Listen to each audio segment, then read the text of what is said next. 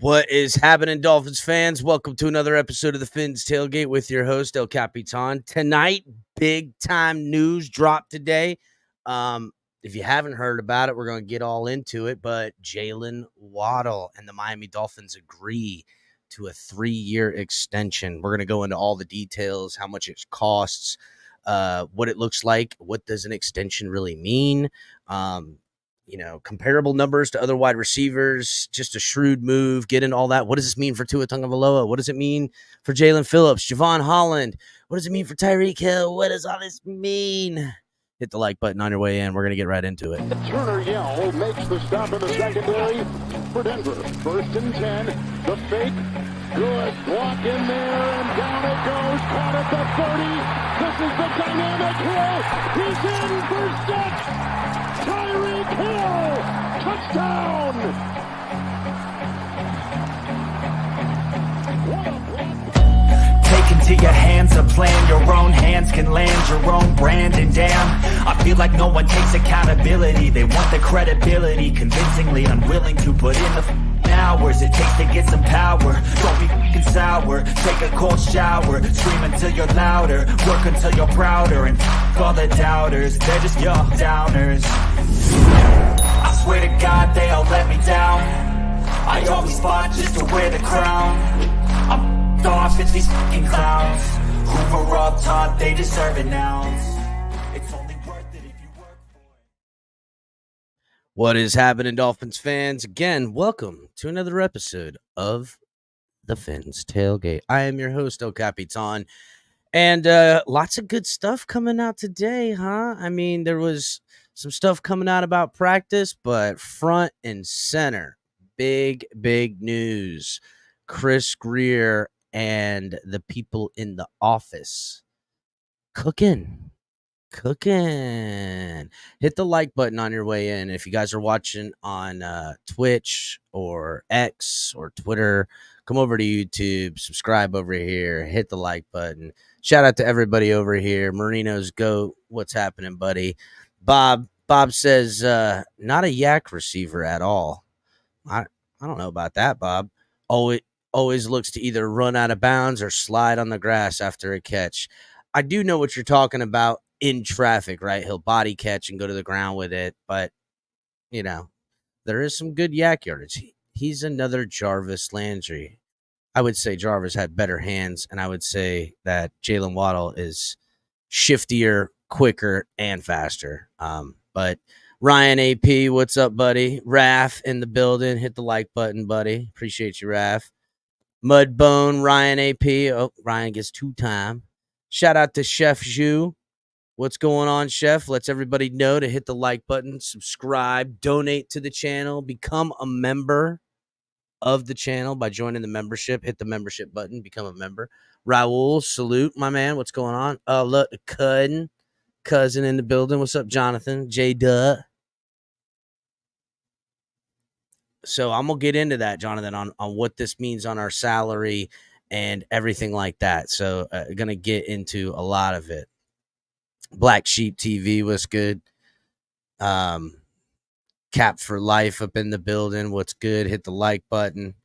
Jamie, what's going on, Jamie? Jaylen has been everything we could ask for and more. Happy to keep him on the team. 100%, buddy. 100%. Daniel Taylor, good evening. Fins up. Salute, buddy.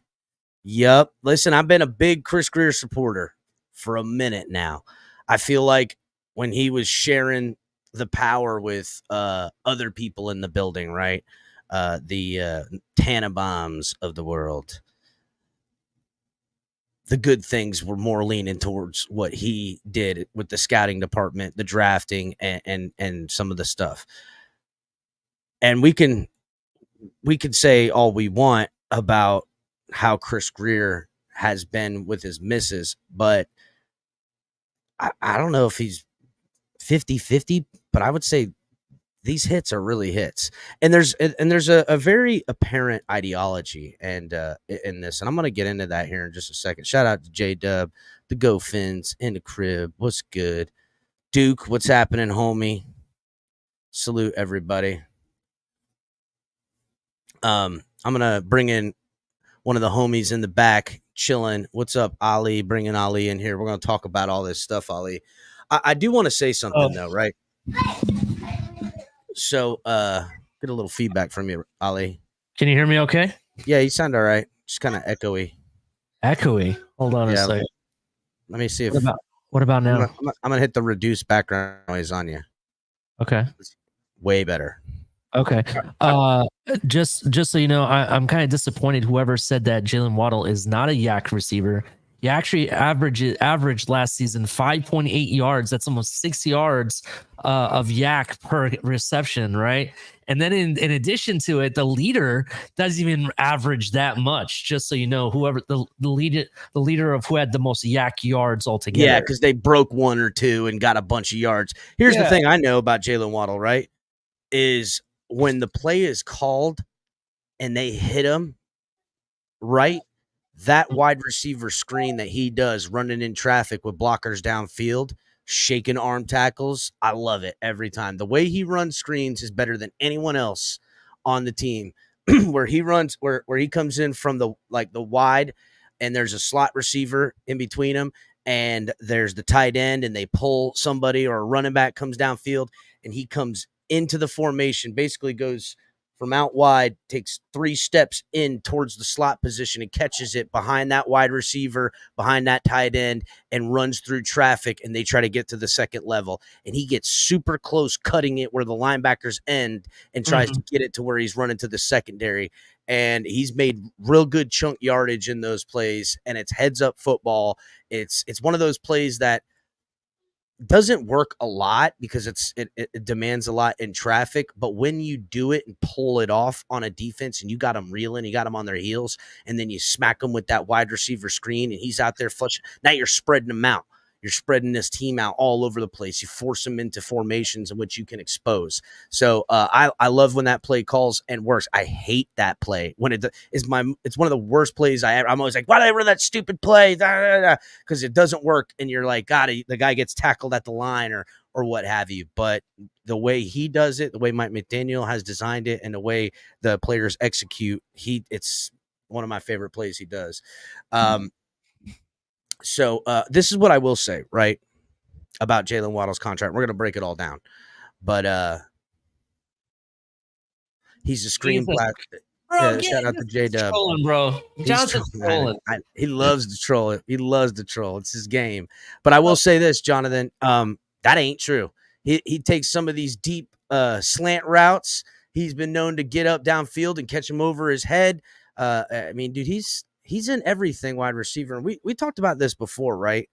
Now, I would say Justin Jefferson better than Tyreek Hill. I would say Justin Jefferson better than Jaylen Waddle. I would say Tyreek Hill better than Jaylen Waddle. I would say insert any other player in the league right now.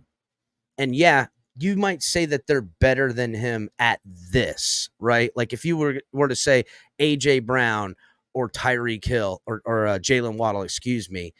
A.J. Brown does things that Jaylen Waddle can't, but I would contest that he does things better than what A.J. Brown could do, making them more closer to talent than they are further apart, right? And only 3 years with Jaylen Waddle right now. This is his 4th year, people. This is his 4th year that he's coming to play right now. And him getting this bag, Ali, and this is going to get to the point I've been trying to get at with Chris Grier. Him getting this bag fits right in line with how Chris Grier believes to build a football team, what he likes to invest in, what this team, if you got good players in your best players in these position groups, you're in good shape. And it's 2 guys on defense and 2 guys on offense. Mm-hmm.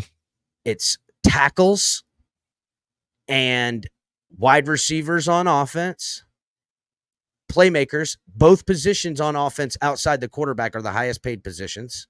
Nobody's making more money collectively than the wide receivers on offense, and no one's making more money on the line than tackles on offense. And then on the flip side of that, pass rushers and defensive backs, more importantly, cornerback, right, are both positions that we we put a lot of capital in drafting. We trade for these guys and pay these guys.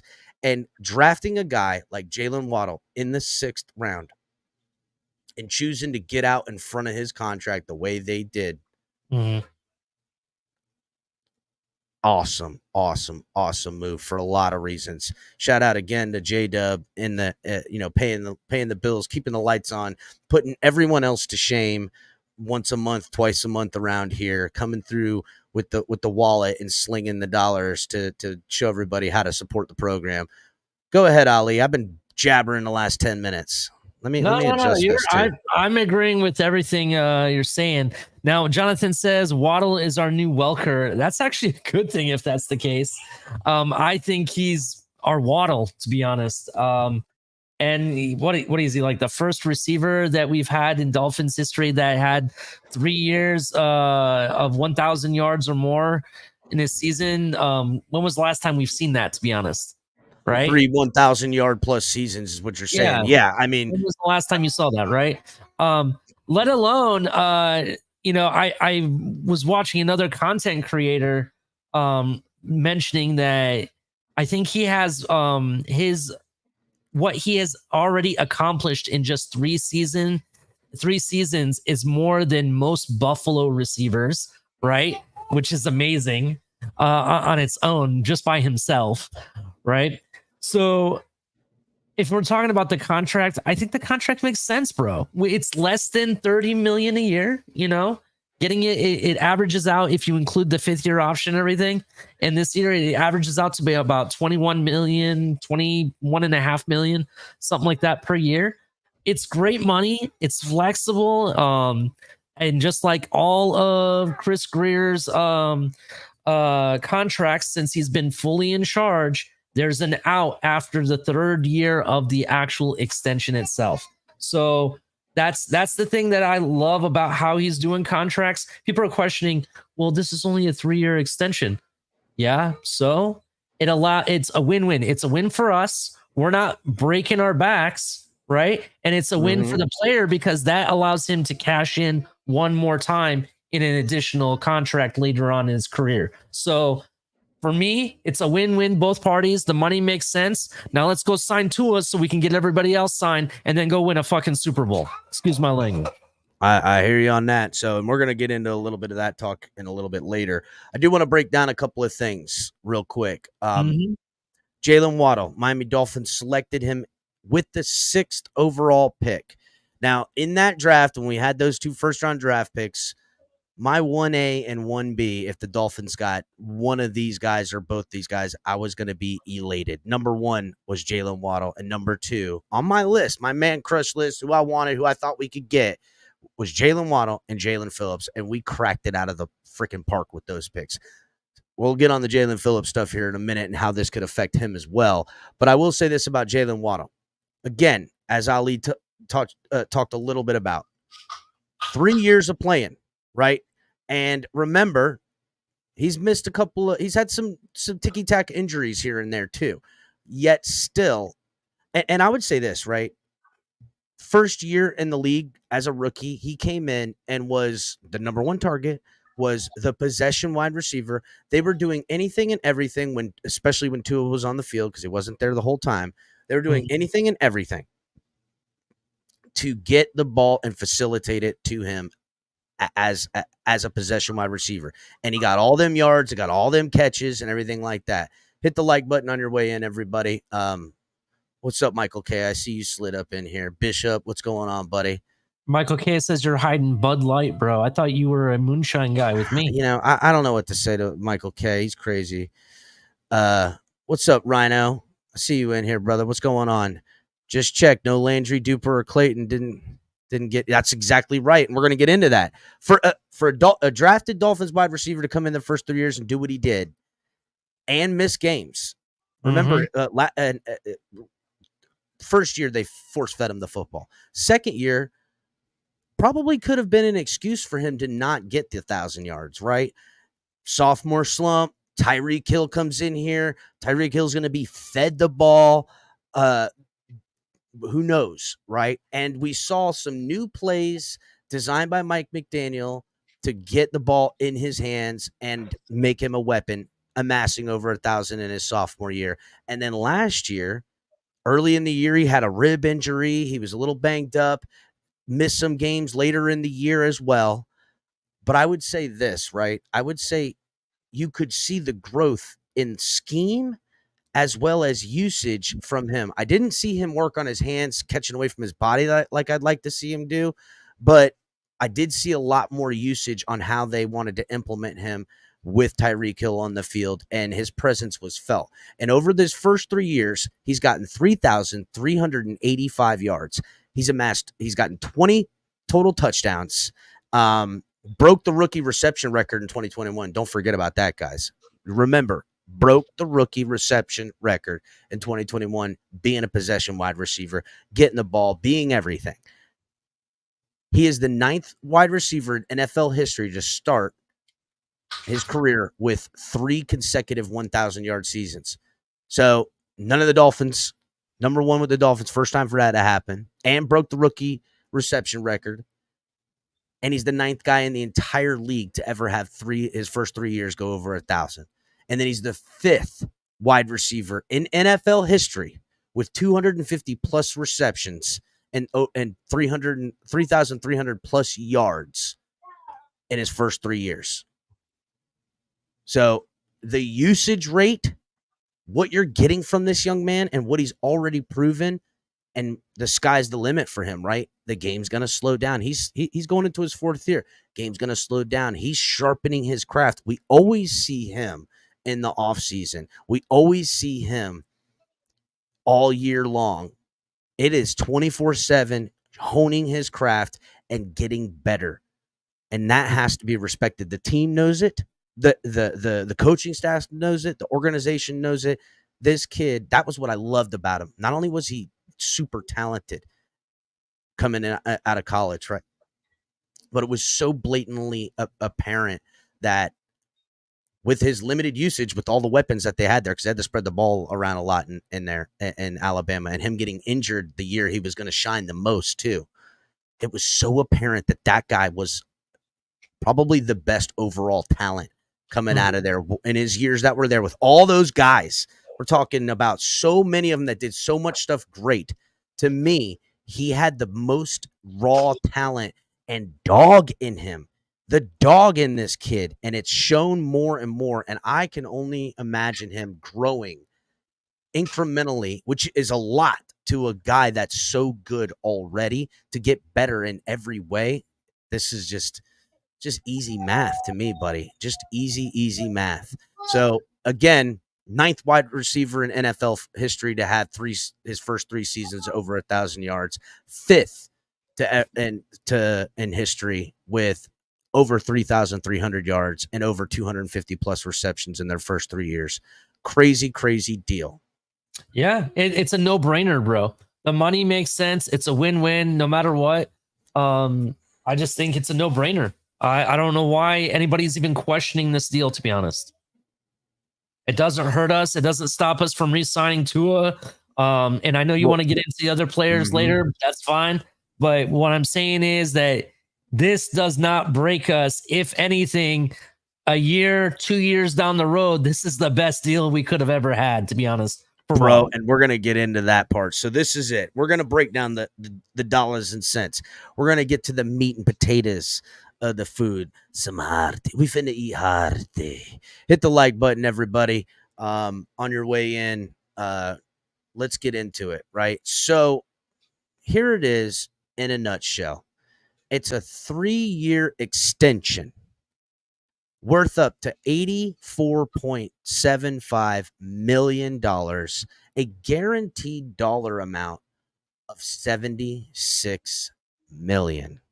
Now, people are hearing that, right? And you go, wow, that's a lot of money.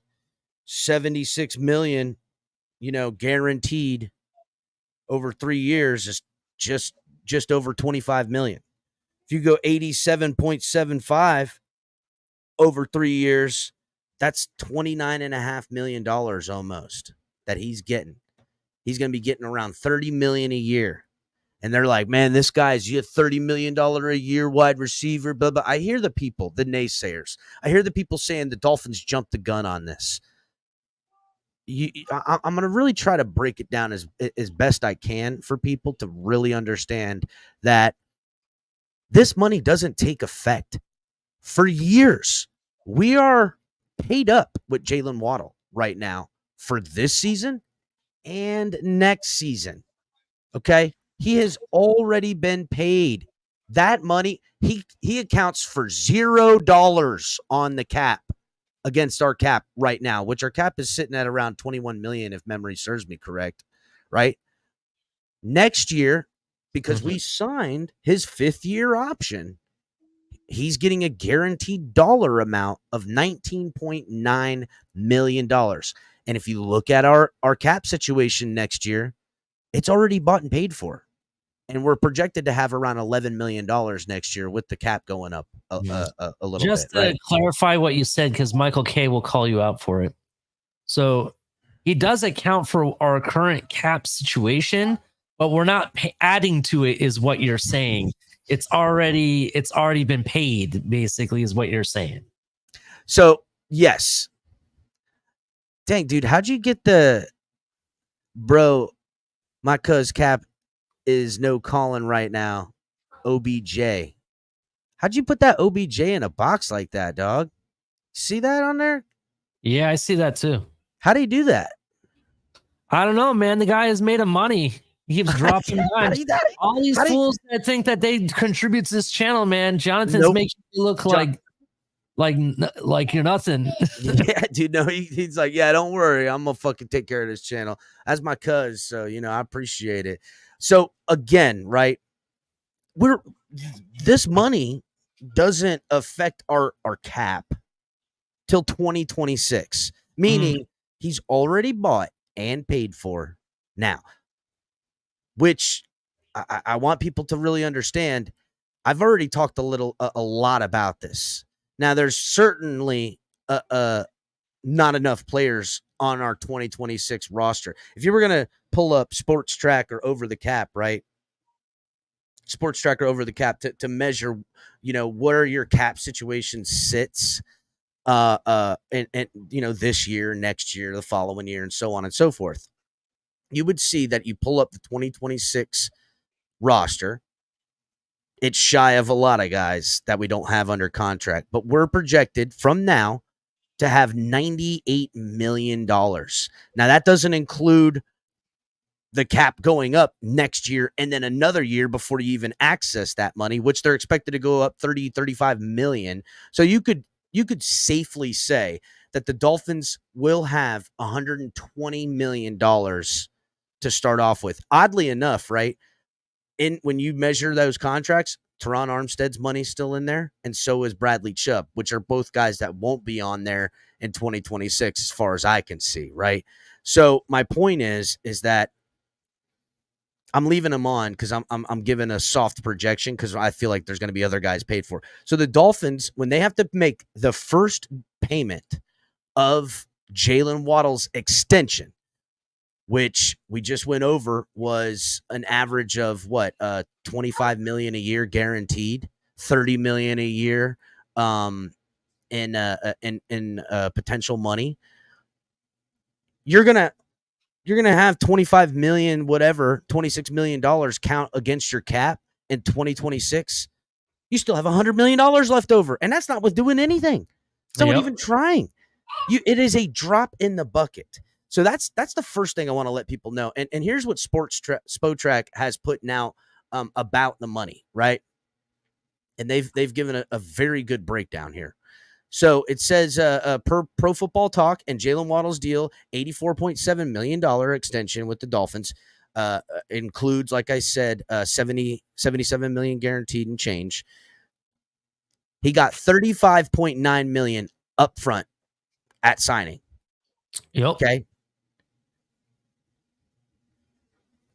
He'll get $77.3 million over and guaranteed dollars over this contract.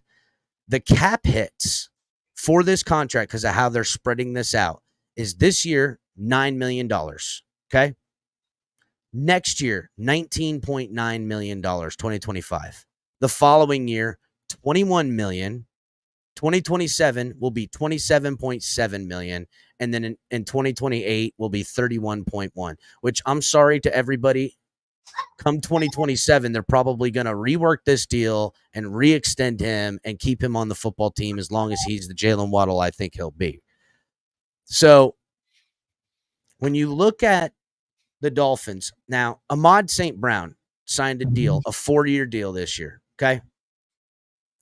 He got $77 million guaranteed over 4 years. So really in the guaranteed dollars, he's getting only $19.25 million a year in guaranteed dollars. It is a $120 million contract, so he can make north of that, right? But in the guaranteed dollars, what will count, because that's what's going to be against your cap at the beginning of the year before you have to pay back money if they hit incentives the year prior. That's how that works. So for you guys that don't understand, when I say he's getting $77 million guaranteed over 4 years, well, each of those years have incentives that could equal up to 120. Just like in your job, right? You get bonuses. If he hits those benchmarks, he gets his bonuses. Well, if in year one, because he's making $20 million a year, we'll call it, right? Ahmad St. Brown, and this is for everybody. Say he hit $8 million in bonuses, right? Which is a lot. That $8 million would go to next year. So you will owe him $28 million in dead cap. Now you can try to finagle what you want, but you got to pay that money and it counts against your cap for the following season. Anyhow, I digress. Ahmad St. Brown's contract and Jaylen Waddle's contract, very, very comparable, because they are essentially going to be making the same amount of money over the next, well, even better, right? Ahmad St. Brown is getting the $20 million this year of that contract. The Dolphins are going to have Jaylen Waddle for one more year for the same amount of money. See what I'm saying? Jaylen Waddle is going to make more money than Ahmad St. Brown with that one more year, comparable to that amount of the price. So Jaylen Waddle will make 108, just shy of 110 million.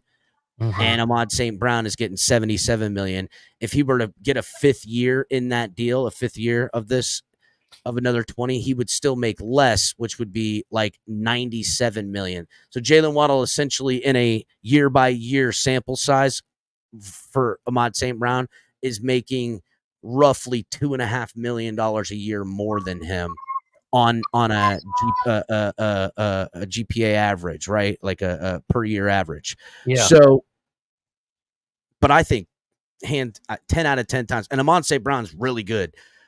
10 out of 10 times, I think Jaylen Waddle has more to bring. He has a much more in-depth arsenal to bring than Ahmad St. Brown does. I can definitely put out some things that Ahmad St. Brown does better than Jaylen Waddle, but Jaylen Waddle's got way more tools in his tool shed than I think Ahmad St. Brown does, at least what he does well.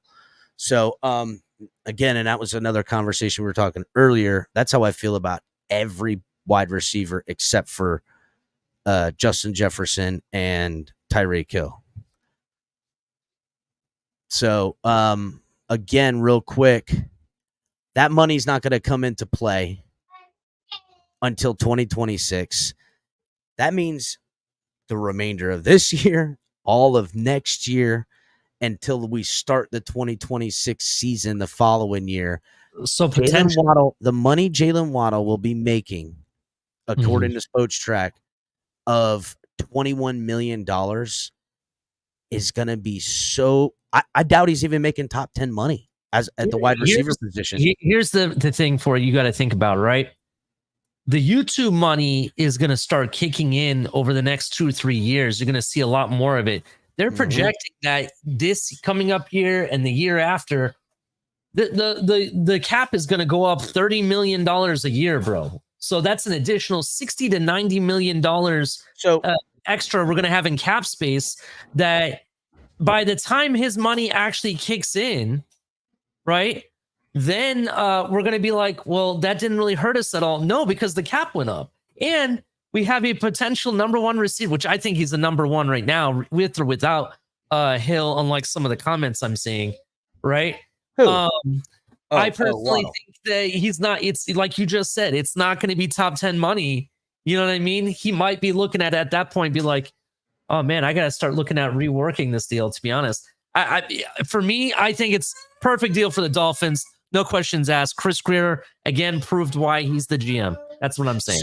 So real quick, Ali, the soft projections over the next 2 years is around 35 million going up. But you made a good point there. I don't think anyone is really going to be ready for what that YouTube revenue share money really looks like. And also, and I'm just thinking about the 2026 season and how much it could go up over these next 2 years. Look at all the paid for services that now will be having football games on, right? What's their revenue sharing from that? Aren't they doing a game on like Hulu this year now or something? Or Netflix is having a game or something like that? Netflix is having a game. Then there's Prime Amazon has Thursday night games. Yeah, you know, saying. Funny you mentioned that, because in today's news, it got reported that the mayor of London wants the Super Bowl. They're going to find a way to make this be worldwide NFL. I'm telling you. Buddy, Ali, you know me, man. Since the time you've been, since the time you came around, that was some of the first conversations we were having. This is the preparation for the international game. In the next 20 years, we're hopefully going to be seeing not just Super Bowl champion, but champions of the world. They're going to have to give all the guys. It's going to be the Lombardi Trophy, and every player gets a WWE fucking belt or something. That champion of the world. Be awesome. Yeah, that's what it's going to be, bro. Look at the countries we're going to be playing in this year. We have Brazil. There's a game in Spain. You know, before it was just England. Before, that's all it was. Now we have England, Germany, Spain, Brazil. Who knows? Next year, we'll probably have a game in Japan. I won't be surprised. I'm not surprised at all. Well, what it looks like to me is there's going to be ample opportunities over these next 3 to 5 years with the spread of international ball, along with, and shout out to Daniel Taylor, put it in chat, YouTube, Amazon, holiday games with Netflix, Peacock. Don't forget about Peacock having some games. You know, there's going to be games spread all over the friggin' place. You're going to be, you know, paying a month on an app, and they're going to freaking give you that. They're going to get revenue sharing on that app for the people that watch. All that stuff. The owners have got to get out in front of not just giving players more and more and more and more money. I'm not saying that they're not going to earn more, right? But there's going to be ample opportunities for them to expand the rosters and expand the football league. And that's going to be something I know expanding the league is on the docket, right? Teams like, listen, cities like London, cities, you know, in South America, Central America, you know, across the pond, everybody's going to want to get in on this action and this money.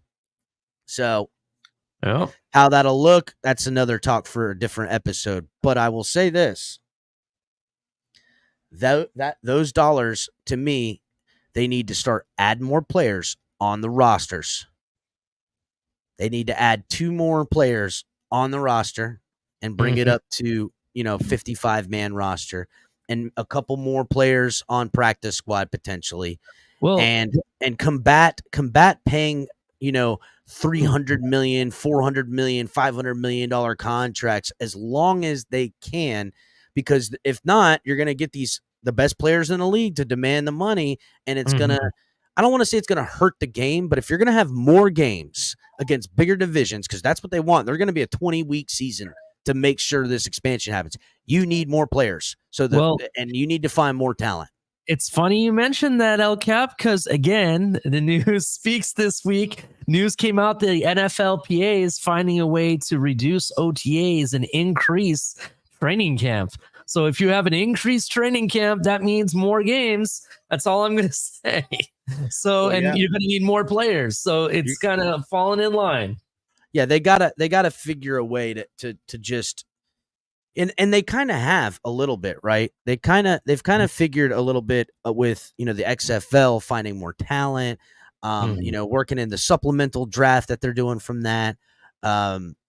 there's going to be ways in which they really need to expand these rosters and keep it within the budget. And that I'm just thinking like a, like a sleazy gajillionaire capitalist right now, and trying to make it make sense, and how them doing stuff that makes sense for them, which is always about the money, right, will at least benefit me.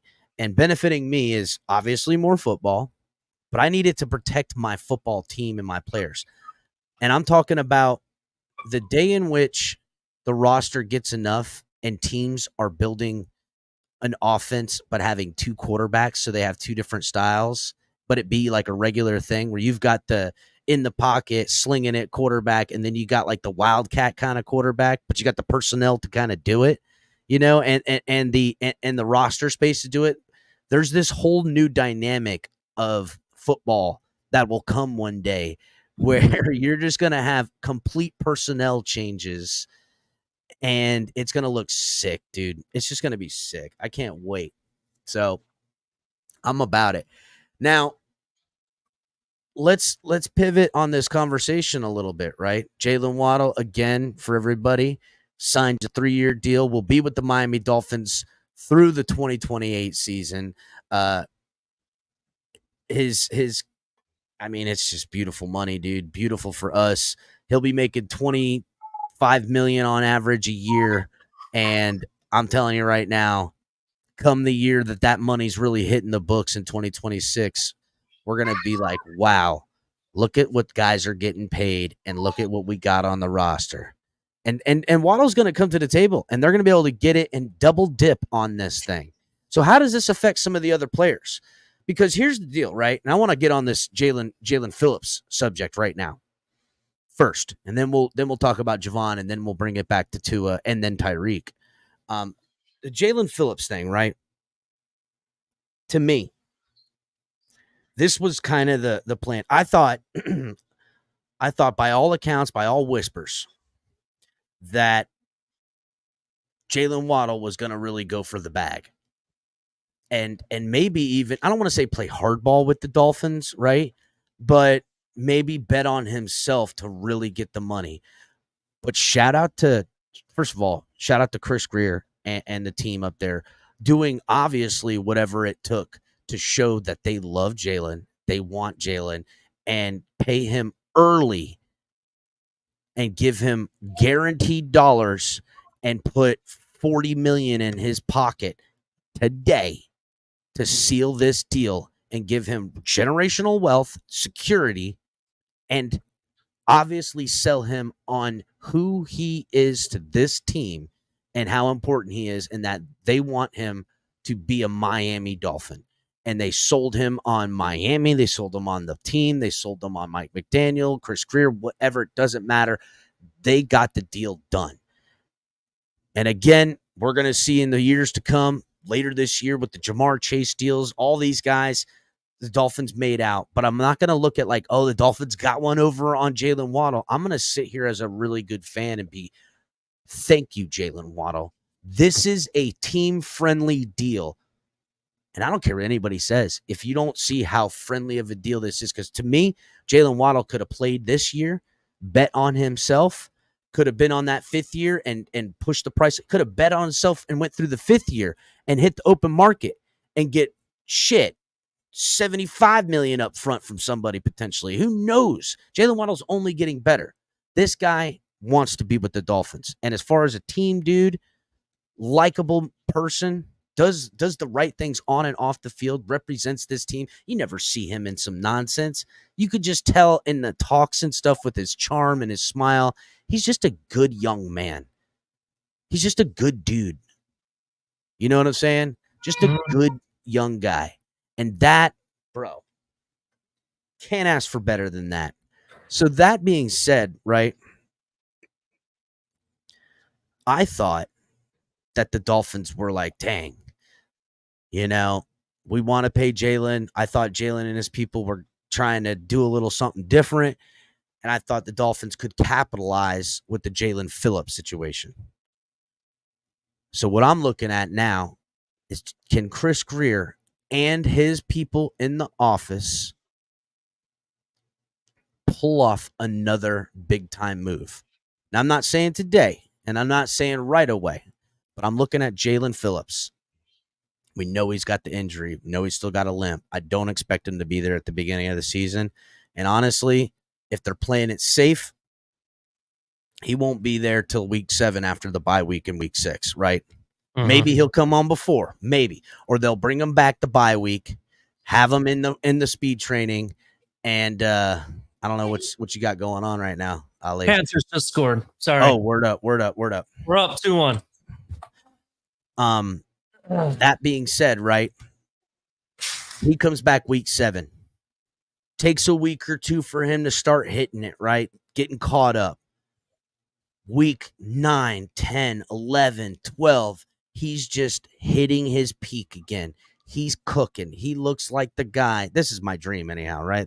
I could be wrong. He could be in a bad way. I don't believe so, right? The guy's a phenom. But if come here and you're in the final quarter of this season and Jalen Phillips not only looks like the guy of old, but looks like a guy ready to take the next step, to me, Chris Grier and his people need to strike while the iron is hot. Go, Jalen, you came back from that injury. We're proud of you. We believe in you. We know you've had your ups and your downs with your injuries, but the way you work hard, you're a Miami Dolphin, and we want to make sure you're a Miami Dolphin for the next 5 years. Let's give you a 3-year extension of blah, blah, blah, blah, blah, blah, blah, and get you done and have this kid locked up. Have him locked up, and those 2 first-rounders locked up. And that'll be Austin Jackson, Jaylen Waddle, Jalen Phillips, all getting bammed. Well, Bishop, I'm saying wait, right? I'm saying wait on Jalen Phillips. Wait till the final quarter of the season. And I'll know it when I see it. We'll know it when we see it. Not only does he look like the Jalen Phillips that right before he got injured who looked fucking unstoppable, but if I see that guy come back and it's going up again, the money you'll pay on a 3-year extension, just like you did with this team with Jaylen Waddle. By the time you're paying on him, you're going to be, oh my God, this guy's got a deal. He won't even be top 5 in his position. Yeah, in all honesty, by signing Waddle, technically, some of the other players, you took the pressure off of yourself, right? Because we all said that Waddle, besides Tua, Waddle was the most important player on this team that you had to resign no matter what. And we thought it was going to take a while. You thought there was going to be shenanigans, as you mentioned earlier, right? So all of that could have gone a different way, Ali. Could have gone a different way. Could have. I mean, shit. I mean, there's other receivers. I mean, like Brandon Ayuk, who I think Waddle is better than Brandon Ayuk, in my opinion. This is listen. I'm right there with you. I like Brandon Ayuk. I want to touch on it real quick. I think Brandon Ayuk is really good. Again, I would say those slot and slants and stuff like where he uses his big body and catches away from his hands, he does better than Waddle. But everything else Waddle does, there's certain things Waddle can do that Brandon Ayuk cannot do. Cannot do. I think he's a better player, more versatile. But the same thing with Amon St. Brown. But Brandon Ayuk is telling people that he wants to get paid $30 million a year minimum. He wants the Christian Kirk deal. Minimum. That's what he wants, right? He wants to do the Christian Kirk thing. And that's not going to happen. You know, if that happens, then, you know, it would have been bad for us. I mentioned to you privately, and I'll make this public, I don't care. I mentioned to you that I think this deal has been in works a lot earlier than what we thought, right? Everyone thinks they were focusing on Tua when realistically, I think that was a smoke bomb for really what they were doing. Because if you look, even when they had the F1 Grand Prix, as I mentioned to you, who was next to Waddle? Who did they have Waddle with? Oh, yeah, they were gassing him up, buddy. The business face of this franchise, which is the CEO, Garfinkel. Right? That's who they had him next to at F1 the whole time. So that means to me, they know he's money. They want to give him money. They wanted to make him the big deal and make him feel wanted here as well. That's another reason why I think this deal got done. Now, in regards to Phillips, now we can take our time. We're not under pressure worrying about, should we pay him first? Should we pay Waddle first? Should we pay Javon Holland first? We can take our time. We technically have Jalen Phillips, and correct me if I'm wrong, we have him here for the next 2 seasons, right? We have him this season, and then we have him for the 5th-year option, which will be not until this next season, the season after this one, right? Am I correct so far? Yeah, it's the same deal with him and Waddle. He's signed. Yes. He's already paid, bought and paid for this year. He's bought and paid for next year. I'm just saying you can find yourself in the same advantageous situation. Him coming off an injury and him looking like a guy like I think he is A1 AB A1 AB whatever fucking damn I don't know why. I got what you're saying. The point I'm trying to land real quick, the point I'm trying to land is the fact that we're not in any pressure. Now we can wait and see how he comes back from his injury. Really, does he just take off right where he left off, or is there a major issue? Knock on wood. I have a wooden desk, so I hope that doesn't be an issue at all. But now we can take our time. We know we're going to give him money. We can give him the best fair deal he's going to get from both us and from anywhere else in the league.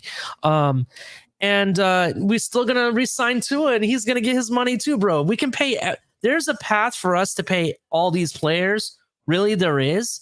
It's just a matter of taking your time and not, what do they call that? Where you freak out and make a move because you got scared or whatever. You know what I mean? I like what Chris Grier's doing. Just keep doing what you're doing. That's all I'm saying. Now, when we get to Javon Holland, that's a guy that I question mark if we're really going to resign, to be honest. I mean, really, go ahead. I'll say this to kind of get, the Phillips, to put a bow on the Phillips talk, right? To me, if Phillips wasn't injured and kept on the trajectory that he was on last year, especially with Chubb going down, and he would have been the guy, chances are he would have been, I don't want to say been over Jaylen Waddle as far as them wanting to sign him, but they would have had both of their names on the desk trying to get deals done like this. The only reason that we haven't is because of the late season injury, the Achilles, which is a serious injury. And to me, that one is, just because of Chris Grier. Now, again, and I base a lot of my stuff in agreement with Chris Grier.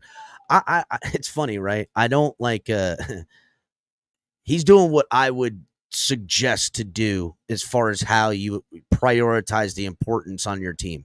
Pass rushers, corners, wide receivers, tackles. The most expensive guys on offense need to be defended against with the most expensive guys. And he agrees with that. That's who we trade for. That's who we sign. That's who we draft. And if Jalen Phillips looks like he's one of the next guys in the NFL, you need to pay him. And if you can pay him early, it's only helping you, bro. It's only helping you, a la what they did with Waddle. And to me, character, person, off the field, on the field, just what you want in a shining example out of your players with personality and everything. Jalen Phillips, Jaylen Waddle, these are the guys that are perfect for this fan base, for this team, for this city, for everything. It embodies what I think of when I think of Miami Dolphins. Look at what happened with T. Higgins and Jamar Chase, right? They're rumoring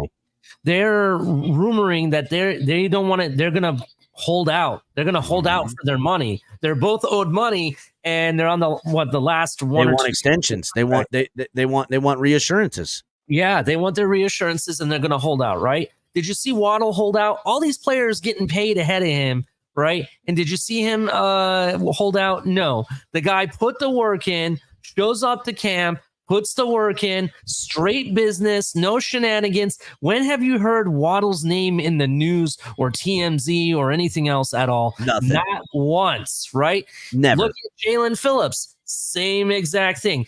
The guy has an Achilles injury. I would expect him to, meet at OTAs, behind the scenes. But no, the guy's on the sideline. Yeah, he might be hobbling, but he's trying to put work in because he wants to be there. The guy wants to be all business. He wants to play. You know what I mean? Bro, I promise you at camp, when the people can go to camp and watch and see the scrimmages and stuff and everything, You will see Jalen Phillips over there coaching up Mo Kamara and Chop Robinson.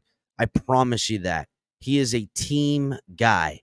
And if he can come back being what he was, and looks like the Achilles injury is behind him, the Dolphins could come to the table with a deal of show of good faith and get themselves a guy that they want to keep around for a bargain, just like they did Waddle. And it shows something here of forward thinking with this team, a getting out in front of it, and it sends an amazing message to the locker room, right? There's nobody on this football team. I mean, and here I'll give you just a quick rundown real quick. There's nobody on this football team that isn't looking at Jaylen Waddle and thinking he didn't deserve the money. They're all thinking this guy deserves the money.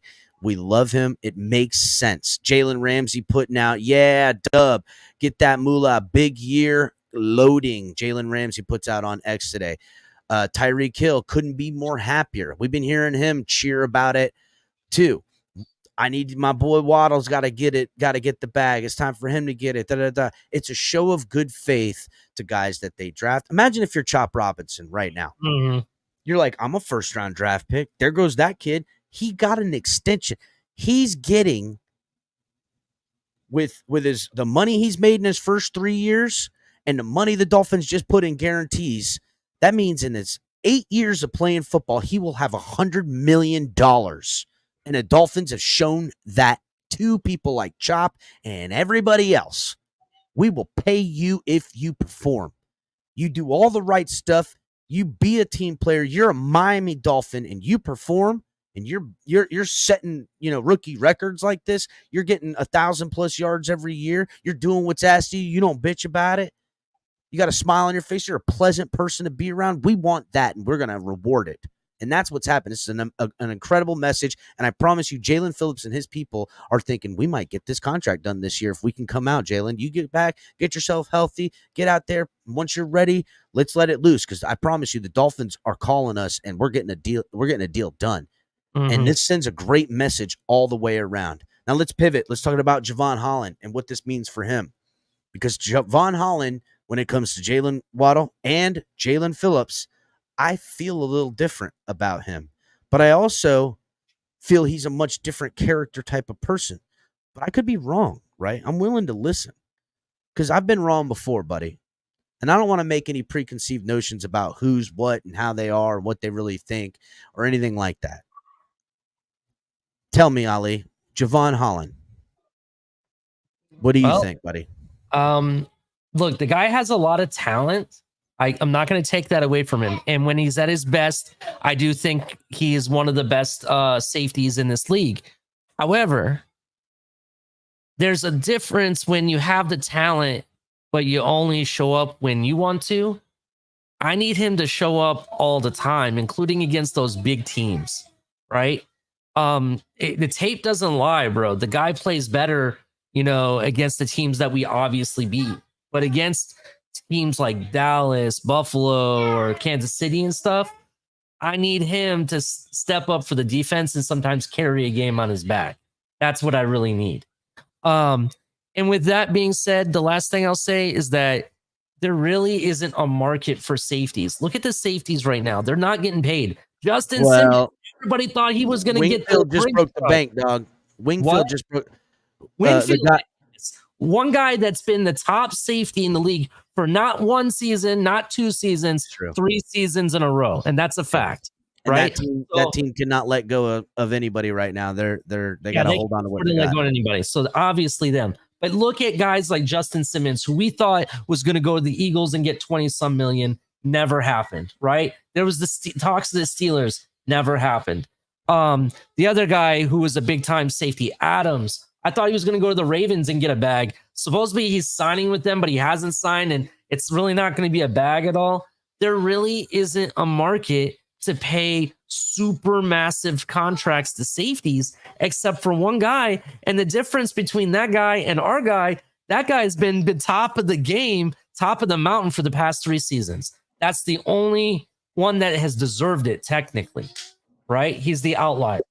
So I don't see us paying him. If he does, if we do pay him, it ain't gonna be like world record breaking money. That's all I'm saying. So I would say this on the Javon Holland. I feel like he to me, I don't want to call him a diva because I don't think that that's accurate, right? I do think that, first of all, he's represented by Athletes First. And so is Tua Tagovailoa. And Athletes First is a company that has a couple of really poignant goals with them. Number one, they want to represent, the majority amount of quarterbacks in the league to corner that market and dictate how their clients get paid, which is dangerous. Okay, it's dangerous as hell for the NFL, and it's dangerous as hell with a company with these kinds of lofty goals like that.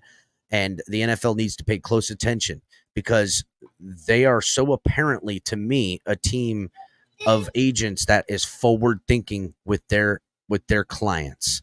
And getting Wingfield the money he got is in the mind, because the guaranteed dollars is very affordable, but the money that he could potentially make is very large, giving him an average salary more than any DB in the NFL, right? Which, say what you want. My point is that they now reset the market in a position group that they have a guy that they want to hit that benchmark, right? It's a forward-thinking movement. Wingfield, you're going to reset the market. So when Javon goes to the table, anything south of that looks like a good deal. Give us an update, Ali. Oh, it's 3-1 Panthers, bro, with a minute 52 left. Let's we got go. this game, bro. Let's go, Cats. I'm not a Panthers a fan, but I'm following. Listen, I love the Panthers. I don't watch it as much as I used to, but I'm a Red Wings kind of guy. But if I have to root somebody, I might as well root for somebody that's my backyard. So first of all, Panthers this year, I saw a couple of their games. Man, some of them so much more tough this year. Anyhow, let's get back to it. To me, Javon Holland and his representation, they're not interested in staying with Miami for the same reasons Jaylen Waddle is, right?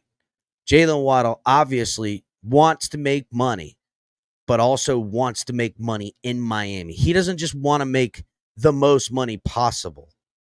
He wants to make the money he wants to make and be where he wants to be. And to me, Javon Holland he puts more on how much money he wants to make rather than staying in Miami. And that's just how I feel. I could be wrong, but I don't think I'm wrong. I'm pretty good about these gut instincts. And push come to shove, they and his organization is prepared to have him be a free agent next year because they have leverage against the Dolphins. And this is something I'm going to point out. He and his organization have leverage against the Miami Dolphins because next year, when he's up for a contract and the Dolphins don't have a fifth year because he was picked in the second round, we have no rights for him. We could franchise him, but we have no fifth year option. The Dolphins have no safeties under contract next year. That means they either need to go to the free agent pool or they have to draft a safety, in which case you're going to roll out a rookie safety. Dolphins in their Super Bowl window. And these are things that if Javon Holland's sitting at the table talking about with his representation to the Miami Dolphins, they know that they have this leverage. So to me, they're going to play that leverage, Athletes First. They're going to ask for as much money, and they want the Dolphins to compete with the open market for his services. And let's face it, free agents make more than the players that stay home. And I think that that's more important to Javon Holland and his representation making the most money rather than making the money you're willing to make to stay where you want to stay. That's just how I feel, and I feel like that's our inevitable future, which is why it was surprising to me we didn't draft a safety till the fucking 7th round or some shit. Oh shit. They just scored a goal, huh? Rangers scored, bro. They decided to go empty net too. There's 52 seconds left, so I think Panthers still got it, but we'll see. We'll see what happens. Okay. Well, let's. To me, again, with Javon Holland, he. Here's the thing, right? Javon Holland, his rookie year, it was like they did everything possible to play to his strengths. Right? They did everything. Brian Flores, which had him for his final year, was using Javon Holland as a weapon all the time, using him on blitzes, using him, as the robber, using him, floating around the middle of the field. And let's face it, it was a team that didn't have talent all over the place, and you had this young, talented guy that you did stuff with, and he really showed what he had. He has a lot of tools. The following year, ideology changed. They had Brian fucking Dingling back there not Brian. Brian. What was the fucking DC that we had after Flores? Why am I blanking on his name? Boyer? No. Boyer. Yeah. God, I hate that guy. I had hoped so much for him to learn something. There's just no creativity and no balls with him. But Boyer really kept Javon as like the last line of defense, as a safety net for everything else, played very conservative, and Javon Holland just didn't pop out on the page. And then last year, the injuries. And he had the big return in the Jets game, and he made some plays. And his rating and percentage-wise, he's still one of the better safeties in the league. But do I want to pay him, 16, 17 million a year? I'm not interested in that as a safety. I'm not interested. Yeah, I see that they won. Let's go Cats. Going up 3-2 in the series. I'm not interested in paying safeties the top money. When's the last time a team paid a safety the top money in his position group and it worked out for them? The only time I could think of it ever working was for the Ravens when they paid Ed Reed, because it didn't work. When Troy Polamalu made his money, it wasn't the most in his position. Fucking Wingfield, who just made the most money ever for a safety, they're not going to win extra games. They're not. Is it going to pay off? Sure, but is it going to pay off for that? No. What the question you have to ask is, what is pay off mean? I look at, I see teams. Yes, that guy is worth all the money that they got, but they're not in a better position to win more games week in and week out because of a safety. And the money you're wasting on that safety, if you spent it on the corner and on the pass rusher instead, you would have had better value than giving it to a safety. And that's it. Yeah. I don't think any safeties right now are worth that. I just don't. Not when I can look at a guy like Poyer, who's making $2.3 million, and I know he's going to have his ups, going to have his downs. But $2.3 million, what am I expecting, right? And if it's good enough at that low of a price, and you're saying you're going to tell me that Javon Holland is going to be, 8 times more worth than Poyer? No. It just doesn't make sense fiscally to me when you're thinking about cap and doing stuff. I wouldn't say, Carla, that Holland is expendable, right? That's just not true. I mean, the other thing, Rhino, safety is it's just not a top priority. It's not. It's so apparent that Chris Grier agrees with that. He's not a corner. He's not a pass rusher. I'm not saying that he ain't worth keeping on this team for really good money. I just think that he's going to want more. Look, another way to look at it is that there are some good safeties coming out of college that we could very well be in position to get based on where we're projected to be in the draft next season, right? I can name like 2 or 3, and you could still you could still franchise tag Javon for That's cheaper than what he would want per year. Yeah, Way like 2 or 3 million saved potentially. Yeah, so for me, I'm not worried, bro. I'm not in any rush.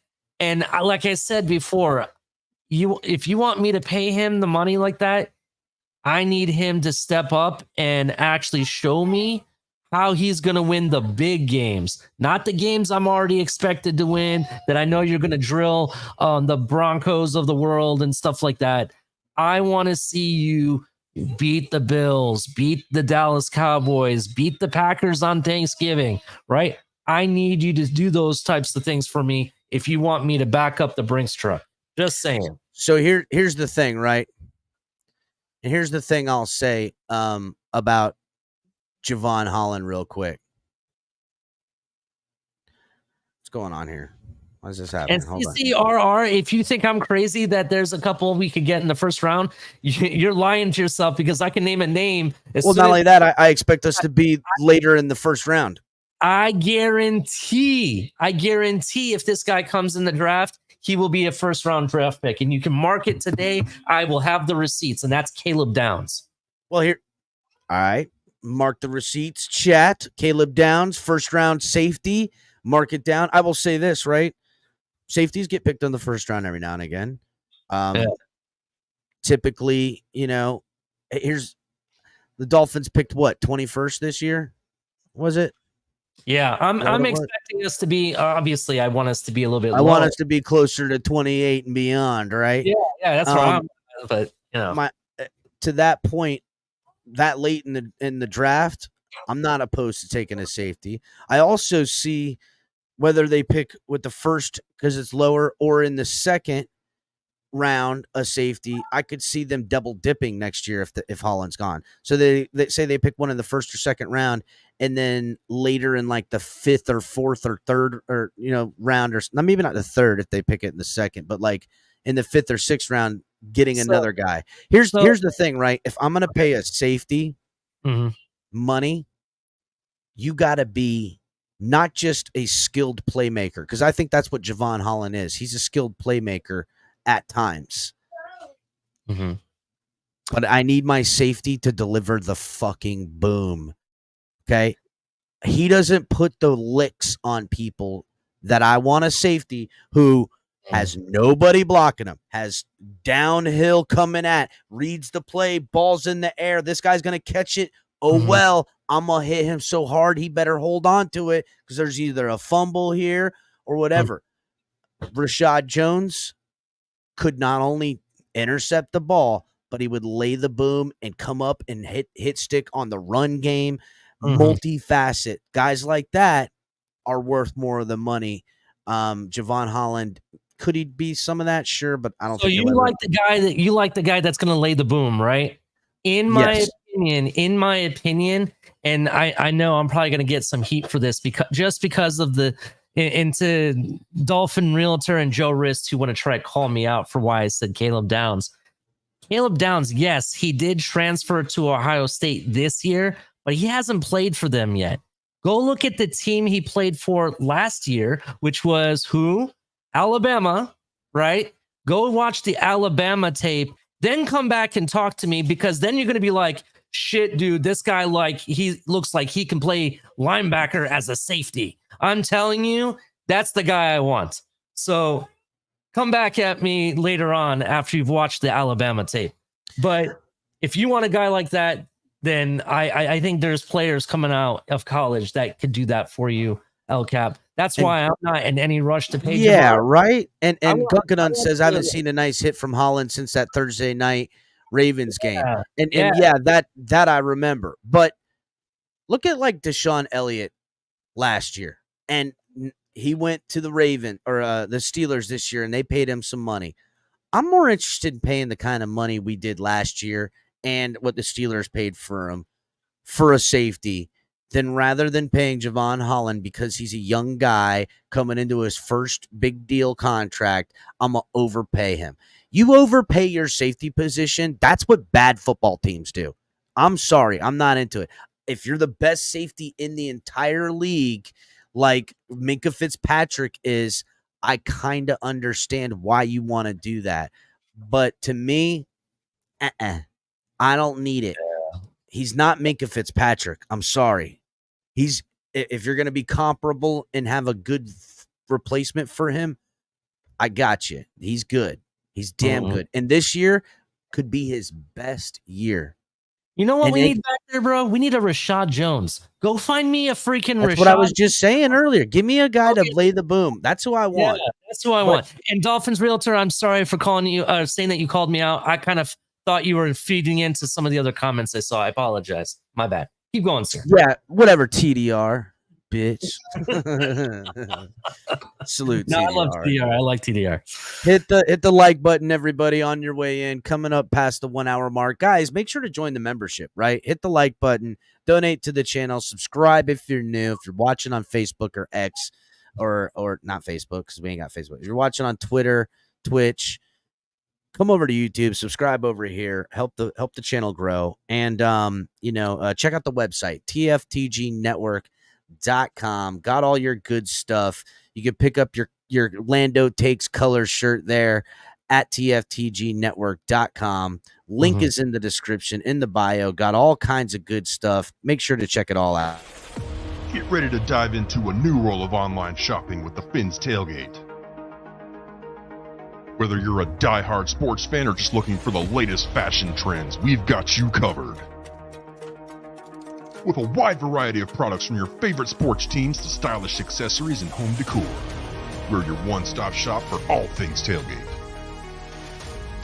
Our easy-to-use website and hassle-free checkout process make shopping with us a breeze.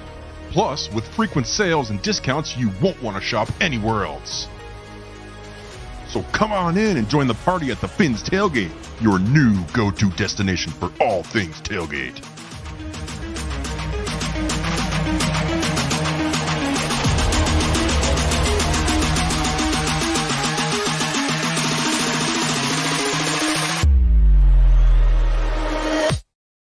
TFTGnetwork.com. Go check it out. Get 10% off when you sign up for the mailing letter.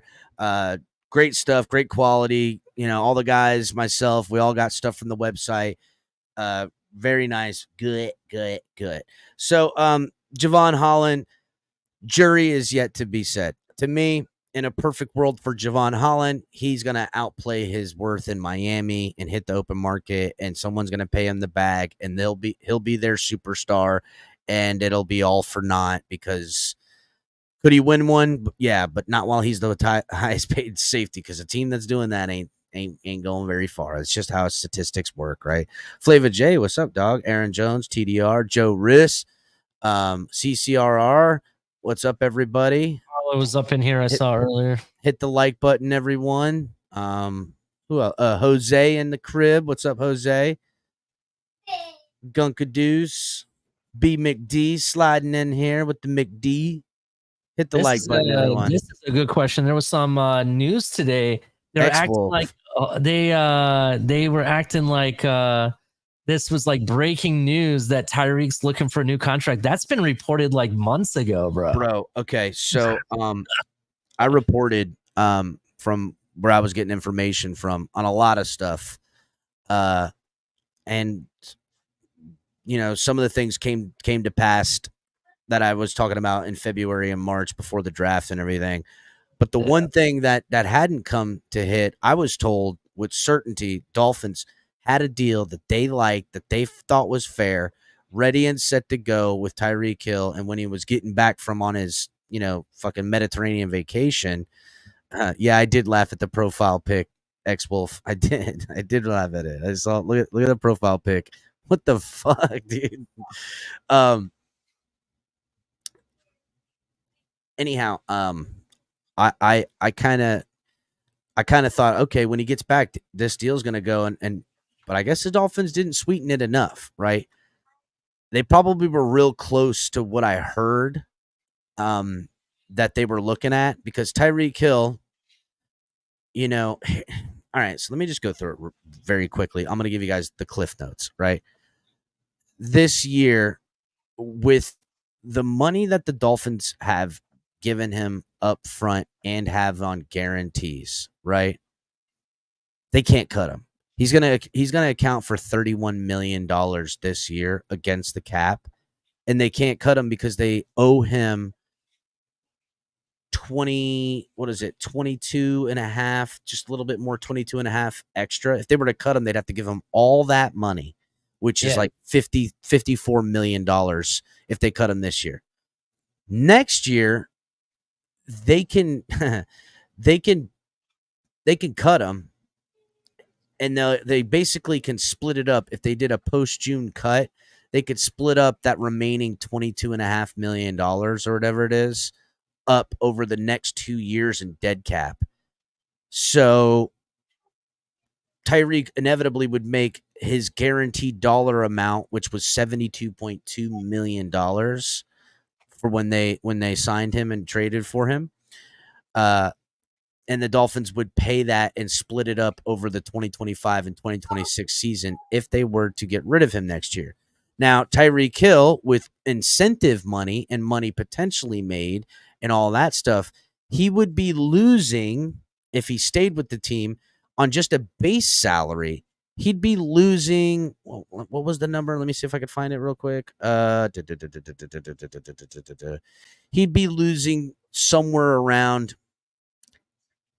$80 million. That can't be right. Hold on. 45. Yeah, it's like $65 million that in money he could potentially make in the years 2025 and 2026. So I'm thinking the Dolphins, if I was going to do it, right, I would say, listen, let's sign you to a extension 3 more years, and we're going to have you through 2025, 2026, and 2027 season. And we're going to guarantee you $68 million or something like that. $70 million or something to that effect, with potential for you to make, 45 more million over those years. And the Dolphins can then break him down in those years to make money. They can manipulate the cap, give him money up front, and work the dead cap, where a lot of it's going to come off in the 2026 and 2027 season. Save them money in 2025. I'm guessing if we're gonna drop him, just to get to the point, I'm sorry. If we're gonna drop him, it's gonna be the 2026 season. Why take more dead cap when you could have him for one more season and then cut him and save $45 million for that year? That's what makes sense. That's when Waddle's money even kicks in at that point. So absolutely. And I think, the Dolphins presented this contract idea to Tyreek to give him one more year and basically like $15 more million in guarantees, and then guaranteeing the 2025 and 2026 amounts plus 15 more million for a 2027 year, right? With incentives that he could make. I think Tyreek Hill might have gotten a little pig-headed and wanted more, right? And the Dolphins don't have to get rid of him next year. It's only going to cost them $3 more million than it's costing them this year to keep him on the salary. And that means all year he would get $34 million against the cap hit. So technically, and it's already accounted for in the cap. Rhino, great question, buddy. And I'm going to get to that too. I'm going to really dig into that part in just a second. The Dolphins could keep him through the 2025 season and have him still top 3 wide receiver in the NFL minimally, right? For a fair deal, a fair cost.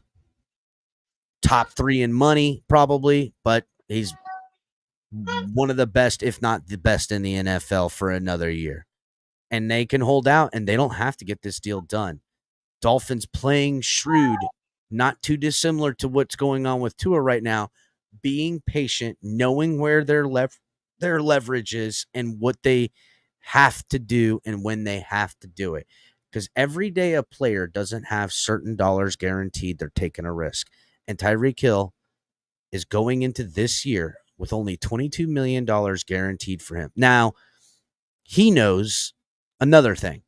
He might only be guaranteed $22 million left and not be a Miami Dolphin, but he also knows he can go to another team and he's going to get $25 million more a year minimally, right? So they're going to have to figure something out if they want to keep him, or they can just play hardball. They could just say, look, we're going to keep you what you got, and we don't have to deal with this till the end of next season. And that's really a possibility. So we'll see. Tyreek Hill did say this a lot, and I'm going to get to Rhino's question here in just a second. Tyreek Hill did say this a lot. I'm not worried about me. My boy Jaylen needs to get paid. Now that Jaylen Waddle is paid, now I'm not saying Tyreek Hill wouldn't have restructured without Jaylen Waddle getting paid. Let's call that for what it is. But it's done now. It's done now. And here's the thing, right? Rhino asks at the Finn's Tailgate channel, do you think Reek's personal issues may have made them change their mind about him? I'm going to say no, right? Number one, this is not new character from Tyreek Hill. It's just not. It's not. We know what he is. We know what he's been. And I'm sorry, but every year he gets older, and yeah, there's still issues. They're not as bad as the one before. Okay? They're not. From the time when he took the swing and you know, at the guy at the fucking, whatchamacallit, at the marina, to That's this latest one where he's out back running, you know, drills with some Instagram porno chick, whatever, right? To me, the Dolphins know about this, and you could make a mountain out of a molehill. And I find it funny that I think they kind of, I don't want to, they play dirty. I'm saying it. Miami Dolphins play dirty, just like every other organization out there that can play dirty when they can. And Tyreek Hill's issues would be helped by the Dolphins in a hush-hush manner rather than a let's blow this out of proportion manner if they felt like it. They have security teams, ex-FBI, ex-CIA agents working for this team, doing background checks, watching these guys, staying up on social media, knowing what the deal is. They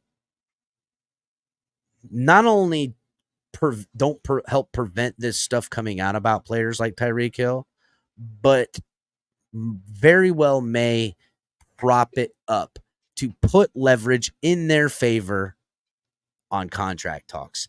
And I find it very convenient, very, very convenient that this lady twisted her knee and ankle a year ago.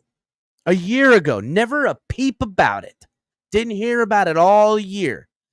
But here I am hearing about Dolphins got a contract worked up for Tyreek Hill. They like it. Tyreek Hill comes back. No new stuff. Tyreek Hill goes on the media tour saying how much he loves Chris Grier, how much he loves Tua, how much he loves his boy Waddle, how much he loves Miami, going on this podcast, going on that podcast, on his Twitch. Oh, I love the 305. I want to be here forever. I want to retire Miami Dolphin, blah, blah, blah. And he really juiced that up after he came back. He's always been, positive about the football team. But to me, this is how the events happen. He knows the Dolphins and his representation are trying to work out a deal. He knows by what he's being told, hey, when you get back from vacation, we got a deal for you. I think you're going to like it, Mr. Hill. All right, guys, can't wait to see it. He gets there. He goes, I think I can get more. I think I deserve more. And they go, oh, yeah? You think you think? You're going to play a little hardball? And they're like, wow, Tyreek Hill and his representation go to the media tour. They juice the team up. I'm a team player, Miami, blah, blah, blah. Well, let's just throw a little dirt on your name to remember. And they don't have to throw dirt on his name. They keep this stuff in their back pocket. Call me a conspiracy theorist, but I'm sorry, it's the truth. And a girl twisting her knee in some civil suit bullshit thing that usually would never make it to headlines and be hush money over with from a year ago surfaces nonsense. It's only done and propped up for political leverage on him financially. And it is what it is. So be it. But as long as he's one of the most electrifying friggin' guys in the league, he's worth the money. And hopefully the Dolphins and him can get it done, because to me, I want to see that Tyreek Hill and Jaylen Waddle show with Tua Tagovailoa for the next 4 or 5 years. That would be awesome. Ali, go ahead, buddy. What do you think about my conspiracy theory? No, I think you're absolutely onto something, bro. I mean, think about it. What we've seen, everyone like wants to like complain about Tyreek's off the field antics, but the off the field antics look like watching TGIF back in the day, where it was PG/PG-13, compared to what's going on in Kansas City. Racing cars. TGIF. Thank God it's Friday. You ever watch TGIF Friday or whatever on Fridays? Maybe you're too young for that, but that's okay. I don't remember. My point is that the stuff that he has done compared to other players and other stuff that we've seen in other organizations is next to nothing. Look at what Alvin Kamara did. He had a freaking brawl, beat the crap out of somebody, right? And he's still on his team. They didn't drop his ass when I thought they should have, right? You look at they paid him after that, dude. Yeah, they paid him. No, he kicked his ass. That's good. Let's pay you. Shit, it's not worth the money, dog. You seen that hook? You seen that right hook? That's what I'm saying. My point is that what you're saying has valid, because even if they weren't doing that, I don't see the Miami Dolphins trying to move off of Tyreek as quickly as possible. I think that's complete bullshit, bro. Because there's people in this league that have done 10 times worse things, and they're still in this league like no problem. Just saying. So that's my thought on it. I'm with you. I think that they probably try to use everything they can for their advantage, like you said. It's very possible. And if you don't think of the power they have, right? They're a multi-billion-dollar organization, trillion-dollar league, billion-dollar team, billionaire owner, multi-billionaire owner. That guy, dude, listen, he buys land internationally, right? He's got friggin' people that work for him. You think he can't stop a fucking Instagram model's twisted knee fucking story from surfacing on the news and being on the news cycle? You're out of your damn mind. He could have hush moneyed that thing a long time ago. No, they didn't. And why? Because it serves them. And here's the other thing. You said it yourself. They have ex-FBI, CIA, top security people and all that, do all these background checks and investigate. Top flight security of the world, Ali. And with that, they probably have people in the building that are very highly educated when it comes to strategic maneuvers that, as an organization, they can do to manipulate certain things in their favor, right? And what you just described is one of them. You know, all it does is take a ripple effect to allow something to make people think, oh my God, this happened, right? And you can use it towards your advantage, right? It's done in politics all day long. I mean, I don't know why people don't think NFL can't use the same thing. Yeah, and Rhino, 100%. That's what do you think Tyreek was doing? Tyreek didn't like the deal the Dolphins drew up initially, so he went on the media tour and pushed the Dolphins with podcasts, pushed them by juicing up Mike McDaniel, juicing up Tua, juicing up this, showing his good boy antics. And then they were like, oh, the good boy antics, right? Well, I'm gonna put the good night goodbye on the twisted leg thick girl that you fucked up and had out at your house being a dumbass, talking about you're a good stepdad and shit, dumbass. Which I love him, but I mean, listen, look, I ain't no one to talk. I've led with the wrong head most of the time in my life, right? I can't help myself. Ladies like me, and I like them back. And Tyreek Hill, if I was him, I could only imagine how much shit I'd be into. Color, what's up? I see you came in here. You want to take the reins here for a second? What's up? Yeah, I just came into for a show correction, Ali. That's politicians do it all today long. So there's just that slight correction there. What do you mean all today long? I didn't quite understand. I'm sorry. That corrupt shit you were just talking about. Oh, I mean, listen. Politics people. Tell me I'm wrong. They do this shit to maneuver things. Yeah, you said they do it all day long, and I just wanted to point out they do it all today long. Yeah, they did today. They'll do it tomorrow. Day of our lives, bro. That's every fucking day, dude. You can't trust any of these pricks on any of this shit. I hate it all, bro. Yeah. I hate them all. I hate all of it. I don't trust none of them because I know that they don't serve me. They serve them and whatever other bullshit they're doing. Right. Fuck them. Anyhow, so here's the deal, right? Look, Rhino says, especially today, color. That's I know. Thank you, Rhino. I know. Anyhow, what I meant they did it all today long. I got you what you meant, color. I'm sorry, I wasn't following it. To me, I still want Tyreek Hill on this team, and to me, I still think he ain't going to be dropping off over the next 3 years significantly, and every dime that he thinks he's going to be worth, he's probably going to be worth. And fine, all this stuff, holla for a dollar. I want him on the team. I want him to be a little bit more like Jaylen Waddle and be a little bit more friendly to Miami, but they're having their back and forth. And honestly, they ain't got to do shit. Dolphins say, we're keeping you. You're making $34 million next year, and that's it. And we'll convene on that, and they can afford it. Now, it is advantageous to the Dolphins to sign Tyreek, to lock him up, sure, but also allow them to manipulate the cap and bend it to their will and start really worrying about, after Waddle being paid in 2026, we still have $100 million plus on cap available to us.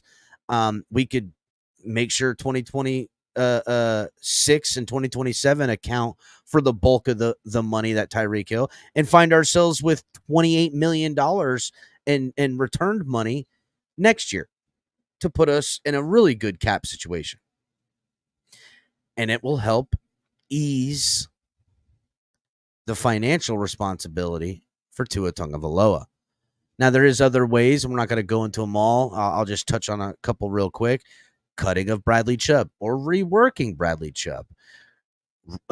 Extending and reworking Jalen Phillips, because that fifth-year money can be a less hit.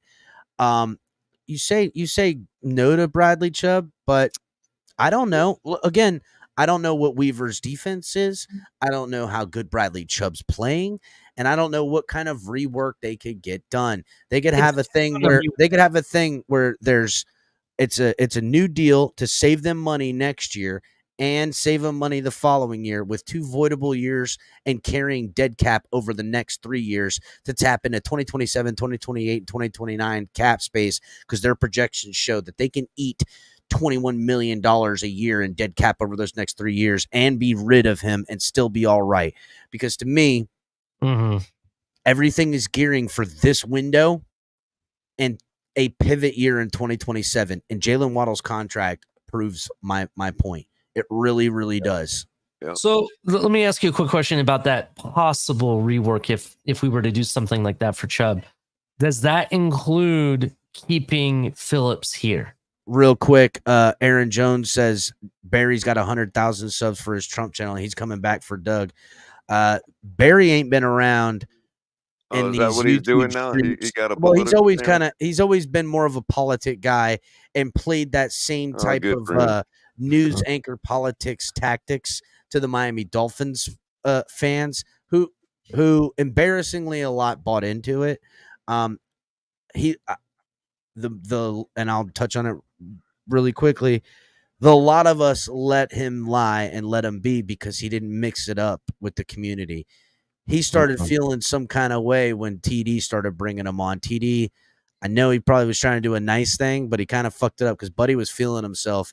He went on a limb, and Reason addressed it, and then I addressed it and had a back and forth with him on X, and I ain't seen his ass since then in this Dolphins community. Since the day he tripped up on himself saying something to Doug, and Doug put a video out saying something about it, the community turned on him, and his ass, he ain't even a Dolphins guy no more. You heard Aaron Jones, he's doing his Trump channel, and more power to him. Yeah, he better not slip up with his pay for fucking bots and all his nonsense that Well, he does I'm coming back. He wanted to turn Dolphins community into the typical blood sport YouTube community, man. And that's our job. Listen, that is that's our lane. job at the Fins That's Tailgate. our fucking job in our lane, and don't make it a blood sport because the dogs will unleash the dogs on you, bro. I'm just curious how much of that 100,000 subscribers are really porn bots, to be honest. Oh, bro, not only bots, but paid for and fucking all the shit. You know how you can tell?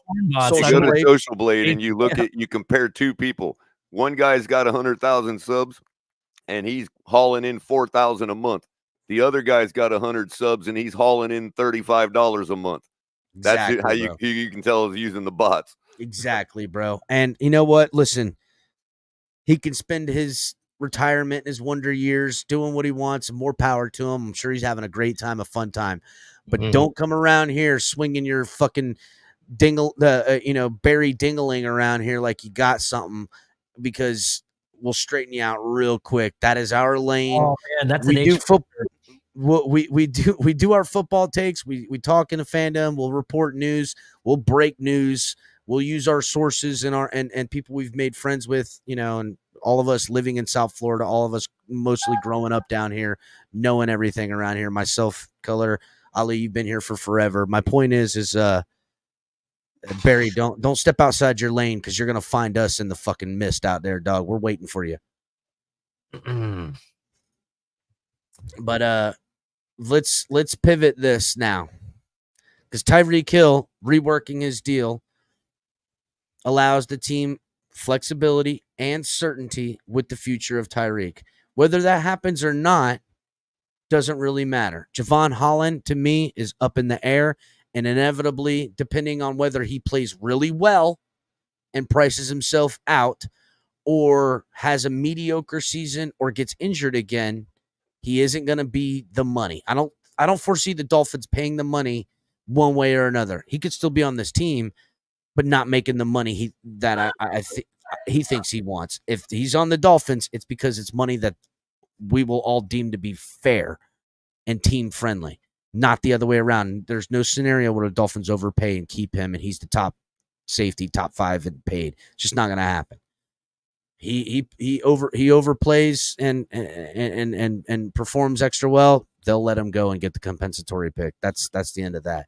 So did we have any Chris Grier haters show up, bro? I'm a little late. Nope, not a Chris Grier hater in a minute. And I listen, I've been critical of Chris Grier, but I've always tried to remain centric. But as you know, Color, I am a massive Chris Grier supporter. I side with him. I'm telling you, you're getting me, bro, because, if I'm telling you, if we take the first snap of this season without a new contract for Tua, I am going to be calling for building a statue for Chris Grier. That's all there is to it. Well, let's get on to that. That's the last key piece for me, bro. Here's the thing, and I see you, Raph, with your comment down there. I'm watching you fuck. Here's the thing. Maybe Tua's signed before week 1. I really hope so, for his sake and ours. I don't need this looming. I don't need him playing. Oh yeah, let me correct about myself. stuff. Let me correct myself. Yeah, either that or a fair contract. I mean, I'll take that too. You know what I mean? Oh, look, we got the hater in here, Shelby, the Chris Grier hater. Anyhow, no, but I mean, really, a fair contract is sufficient too. Right? Like, call for the statue.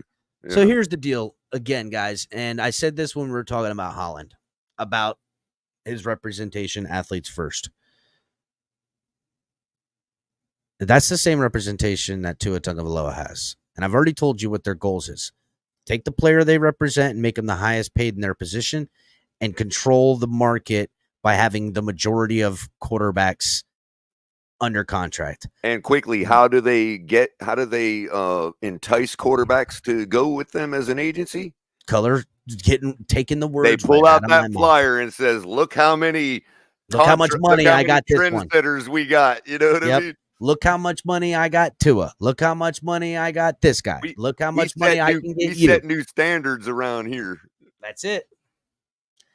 That being done, they've got a lot riding on it as well, as far as their reputation and what their goals are as a company. And here's the thing, right? Who cracks first? Is it Tua Tagovailoa saying, I want the guaranteed dollars because I want to be in Miami. I want to, have security, and I'm willing to come down. Because all reports, and it has been reiterated, Dolphins and Tua Tagovailoa's people, there's a wide gap. Okay? There's a wide gap. Now, whether that gap is closer, I would imagine it's closer today than it was yesterday. But is it close enough to get done? No. Right. And That real being quick, said, Aaron Jones, I don't think it's a bad thing. That's their company, and that's what they're in business to do. I can't blame him. I'm a capitalist. I can't I'm a blame him one capitalist too, bit. dude. I don't blame them, but again, I got to think But that about don't mean me. I want to deal with them. You know That's what I right, mean? Color. I think's about me and my teams. So here's the thing, right? I hope the Dolphins are capitalists too. You know what I mean? No, there's nothing wrong with what they're trying to do, but it is what it is. I understand it. It's the devil I know, right? I understand it. But here's the thing, right? Up until last year, it was always said, this time last year, it was always said Tua's gonna take a team-friendly deal. He's the kind of guy that's gonna play ball with Miami because he understands that he needs weapons. He wants to build a team. He's a team guy, I kept hearing. Well, he fired his representation, and now that he's got these new guys, and it's been a different focus for him since then. And rightfully so. Tua should be out for number one, no pun intended. Got to be out for number one, then you take care of everybody else. Now, who will crack first? Will the Dolphins go into the season? And I think they're prepared and willing to, because every game that goes on, it's a gamble. It's really a gamble. They could be, say, $40 million off in guaranteed money, and we'll just use that as a good round number. $40 million off in guaranteed money from what Tua Tagovailoa and his camp want over the next 4-year extension. That's $10 million a year off for what the Dolphins are offering. Well, Tua goes out there and lights it up. That's the Dolphins losing dollars every time. But are they mad about that? No. How could you be mad? If he goes out there and lights it up and forces my hand to pay him more, so be it. That's how I see it personally. Now, he goes out there and he's playing off the handle, trying to show that he's worth $40 million more and steps out of his lane. I don't want to see Tua do that either, right? Put himself in a position where now he's hurt. But I also don't want to see Tua come out there and play safe and worry about being hurt. You hear me? Worry about being hurt, so he's playing safe. Right. That's going to cost him money. And it's also, it's such a delicate duality right now for what he should do, what the Dolphins should do. And with the wide gap, to me, we are on a crash course for week one, no contract. And if this continues, I think the Dolphins and him, if they go to week one and there's no contract and Tua has taken a snap, they are waiting till week 6 in the bye week to get this done.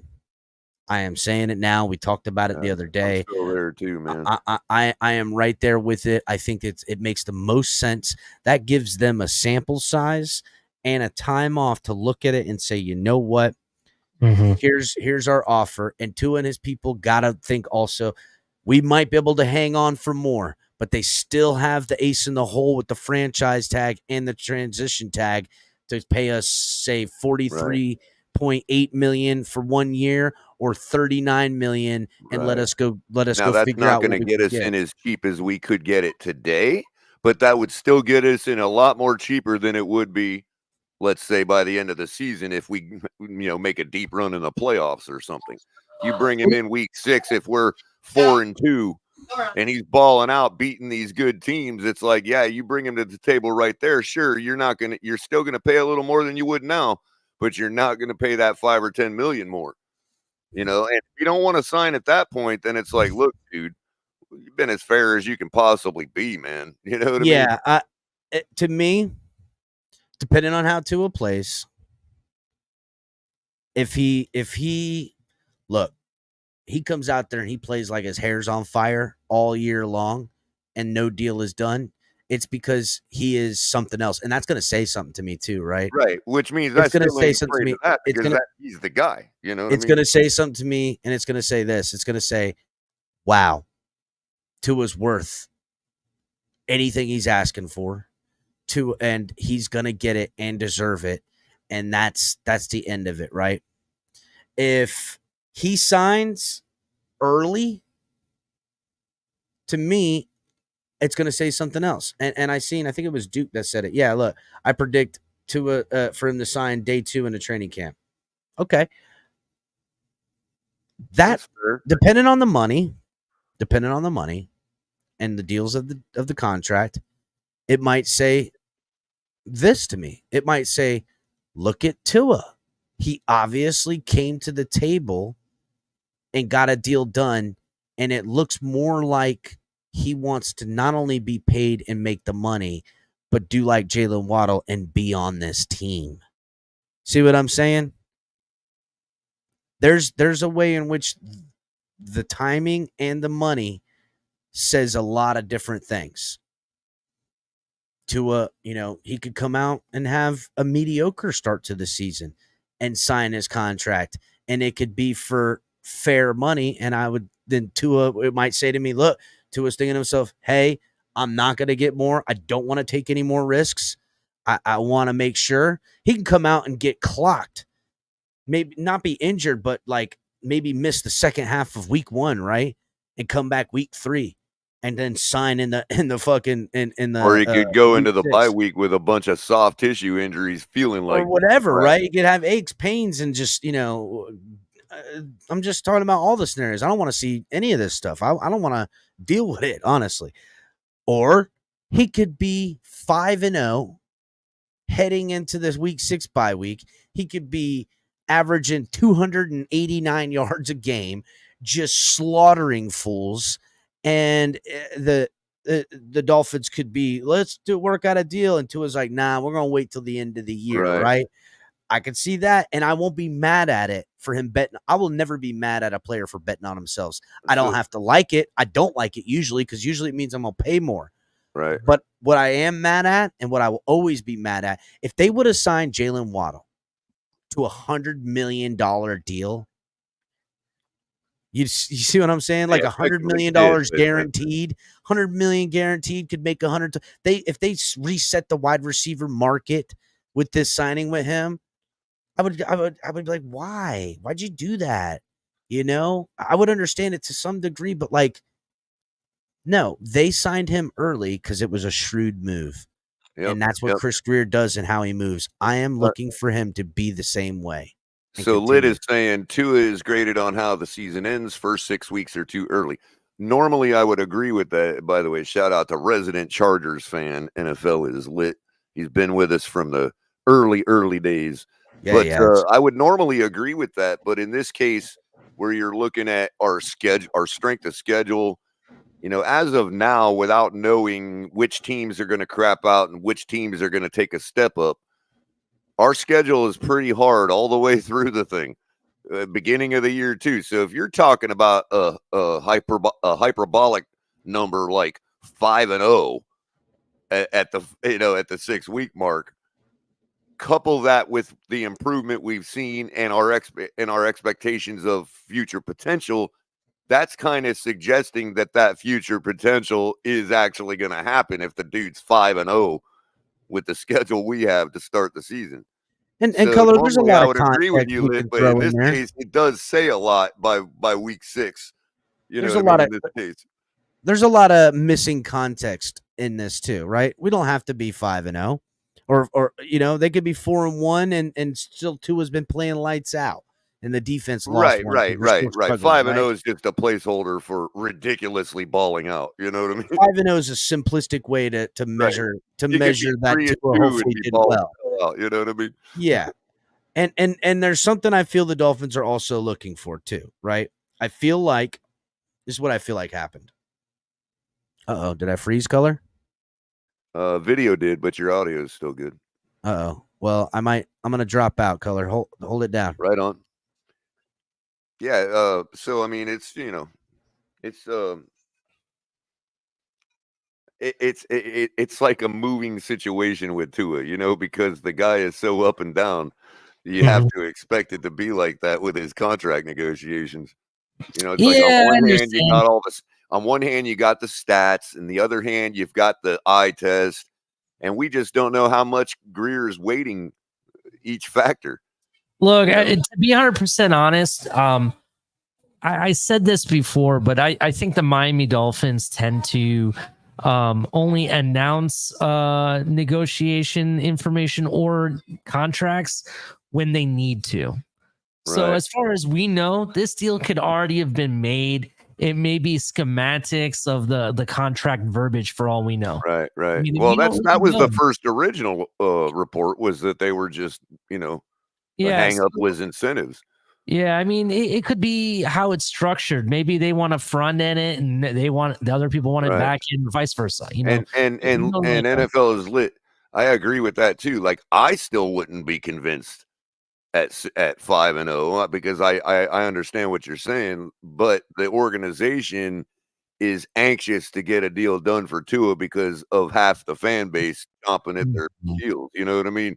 So they're going to look for the quickest opportunity to say, hey, he's arrived, let's pay him. You know what I mean? Yeah.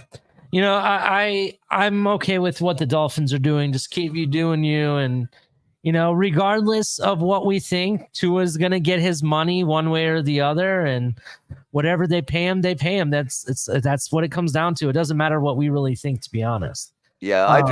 The thing that bothers me, Ali, is the sycophantic side of the Tua fan base. They act like paying a guy is going to make him better. No, he's got the money now, so he's paid like a top 5 quarterback, and so he is a top 5 quarterback. That's the shit. See, I'm on the other side of that. I feel like, we paid you, now you can retire. To me, a lot of Tua and Dolphin fans, him making the most money affirms their feelings on the guy, right? And I'm not saying don't pay him the most money, because if he's worth it, or the Dolphins believe that he's worth it, that's fine. But to pay him the most money for their personal reasons, because they want affirmation on how much they love a guy, I'm not interested in that, right? Who used to do that every time? Listen, I love Jaylen Waddle. Mm-hmm. I just got through saying they paid him the most money and got out 2 years ahead of when needing to do that. I'm not interested in that stuff, right? Mm-hmm. I'm happy with this Jaylen Waddle deal because I can look at it on its face and it is a fucking good deal. That's why I love it. Mm-hmm. It's a good deal. And that's the deal I want from Tua. Well, did you go over the adjusted amount? Yes, we went over all of it early, color. It's with over the full 5 years of color. Yeah. Yes. Think of in 2026 when he's making, say, $25 million per se. Think of what wide receivers are getting, dude. Well, what I mean is if you factor in his 5th year option and all that and spread it out, he basically got over $100 million, and we're paying him like 21 a year. Exactly, dude. It's like 21.8 per year for $108 million guaranteed. That's how you make a deal look like it's a trendsetter when it's actually not. It's not. It's very, very shrewd deal, and Tyreek or Jaylen Waddle now will be $100 million richer. And I guarantee you that Chris Grier wants to do both. Chris Grier wants to do an efficient deal so that guys like me, the fiscally conservative-minded folks in our fan base can say, "Oh, what a great deal! That's what he's worth." Yeah. But on paper, it's going to look to the two and ears like we just gave him $400 zillion. You know what I mean? Yep. Yeah, I understand. That's what Chris Grier ideally wants. Yeah, I completely understand that. El Cap, you mentioned paying players because just for affirmation of knowing how much I wanted the guy or I love the guy or whatever. Yep. There's a team currently that does that, has been known to doing that. And since they've started doing that, they haven't won a Super Bowl. And who is that? The Dallas Cowboys. Jerry Jones loves all of his players. That's why he throws out this money and contracts that wreck his team, bro. He has even admitted that he's given contracts like Des Bryant. He gave a massive contract to because he loved the guy. He gave who's the running back that played for Ezekiel Elliott, right?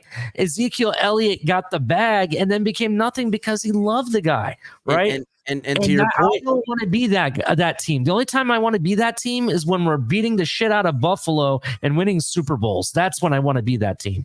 But at this time, to your point, Ali, Dallas. Look, all the players, Des Bryant, great player, deserved a contract, but paying to show your appreciation to handcuff your team, not a smart deal. Same thing with a lot of the players. I expect them to do that with Micah Parsons.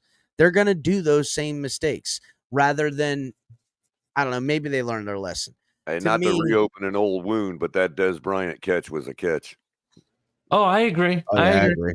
But look, okay, I'm not looking to screw players over, but I don't want to make them extra happy at the behest of my football team and me winning and losing football games, right?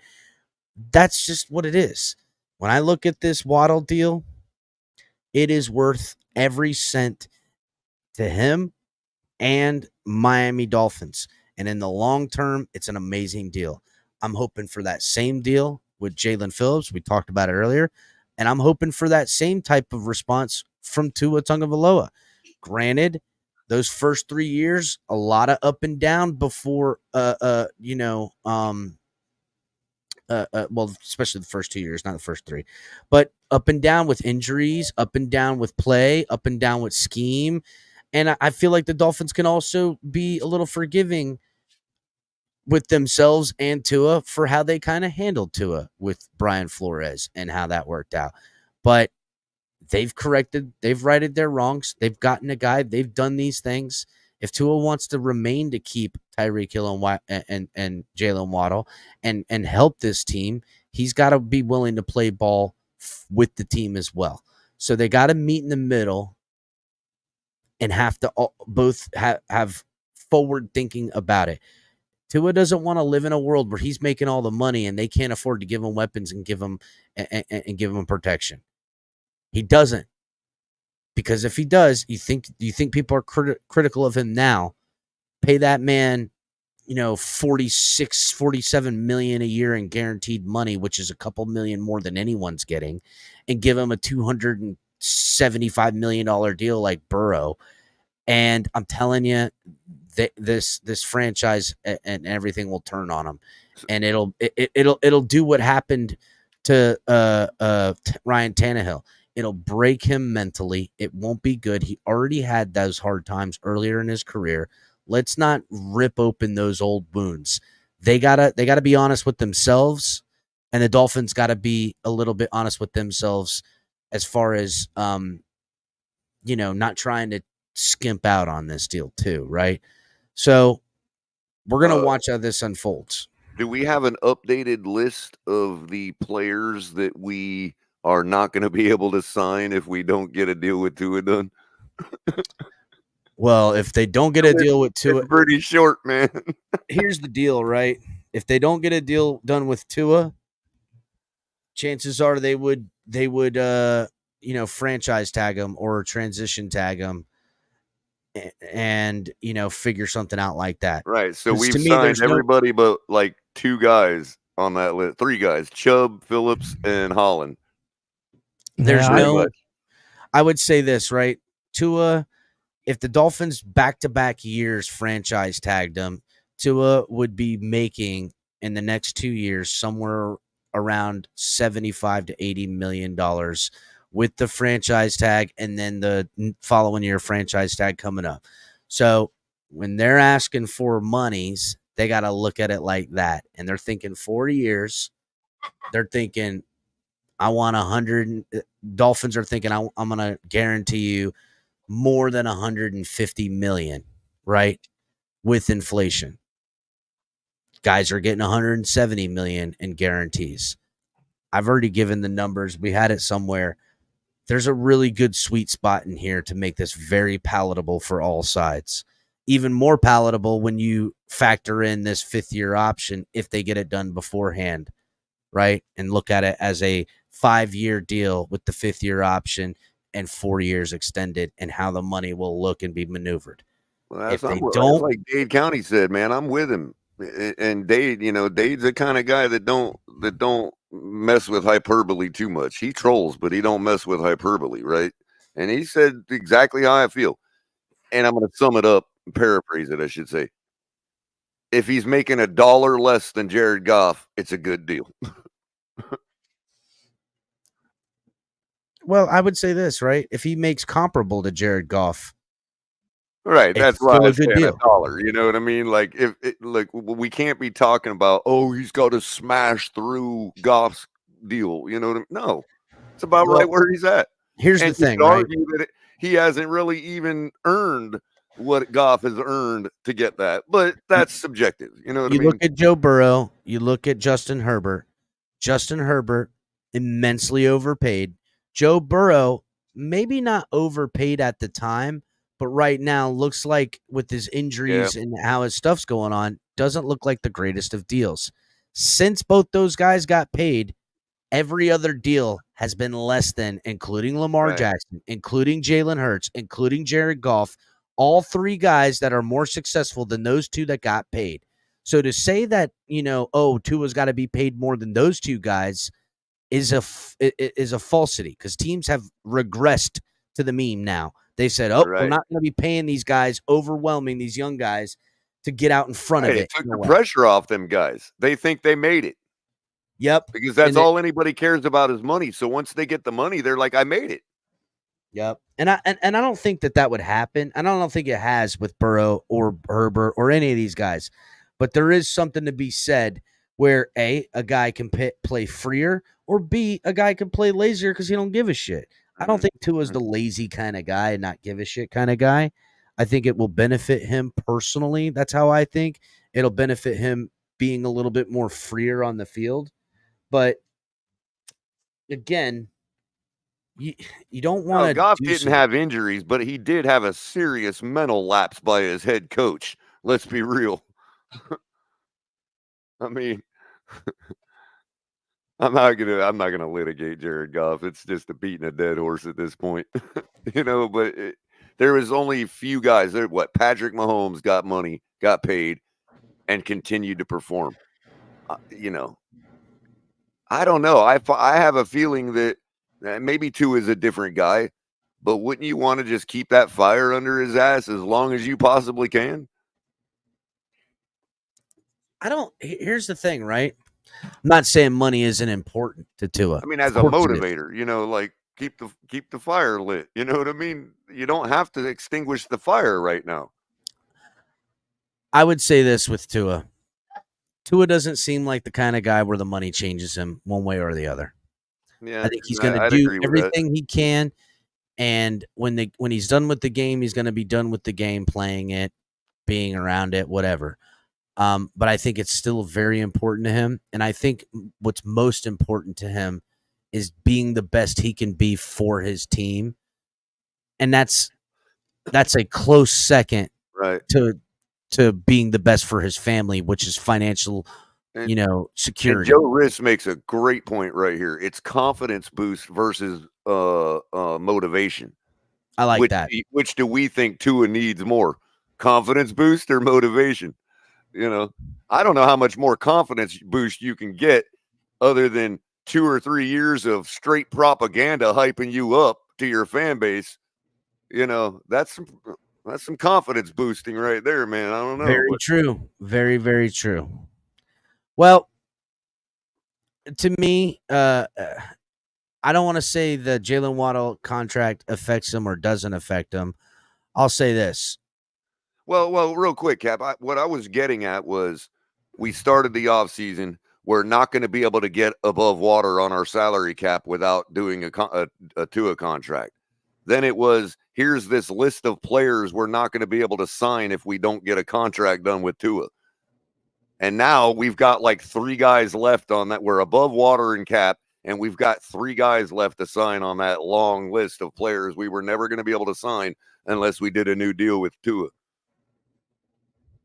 Well, yeah, you're right. There was a lot of people talking about all these things that had to happen and how Tua has to get done for all these reasons. And that's why the whole time I was hearing that, I said, that's not true.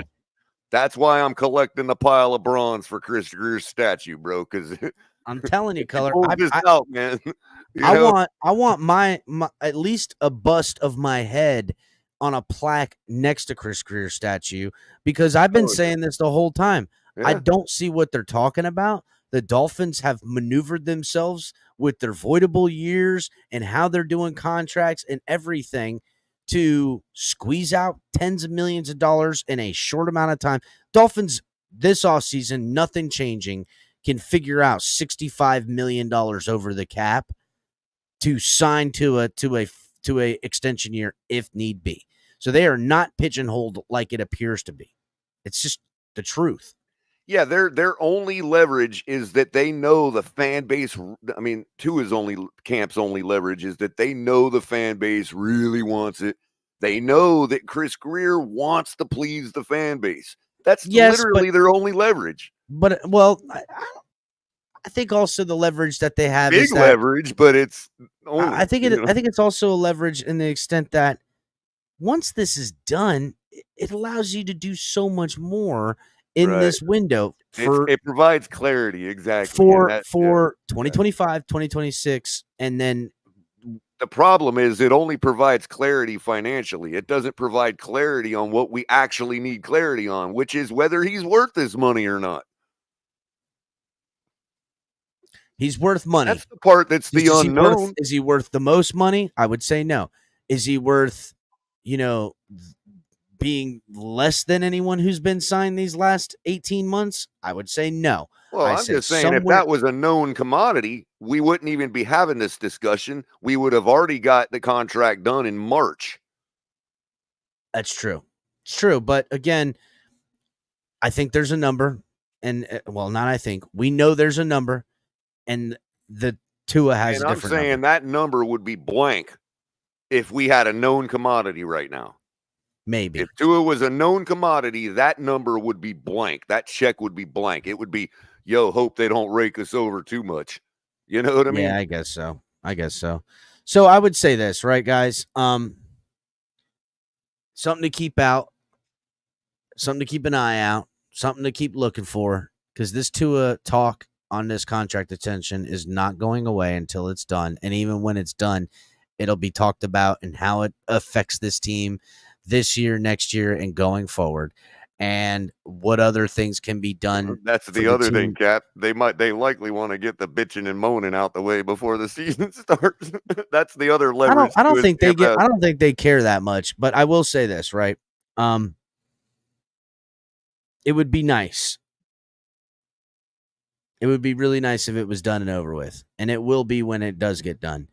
Let's just hope that it's palatable for everyone on all sides, and that we see the clear vision without a contract, because the Dolphins aren't just going to come out and report they said no. No. You know what I mean? We're not going to get it. It's not going to end until the contract. Well, they don't have to. It's a no for their counter offer. Right. They don't have to, and it's a no to their offer. An official no at the snap of the first ball, and it's officially known that they aren't close. And where they'll officially be to do anything else is trying to work this out. Tua is showing up to camp, OTAs. He's doing the good soldier part with contract talks, showing that this stuff, and the Dolphins want to see it too, right? They want to see what improvements he's made. They want to see what improvements he's made to his body, what improvements he's made to his throwing motion. Does he have more zip on the ball? Early reports coming out, Tua does have more zip on the ball, and that's what he was. This QB, 3D QB, right? 3.6? No, it's 3D QB. It was him to hone his craft, to change it. And we went through the list of all the people who've done it, Drew Brees, yada, yada, yada, yada.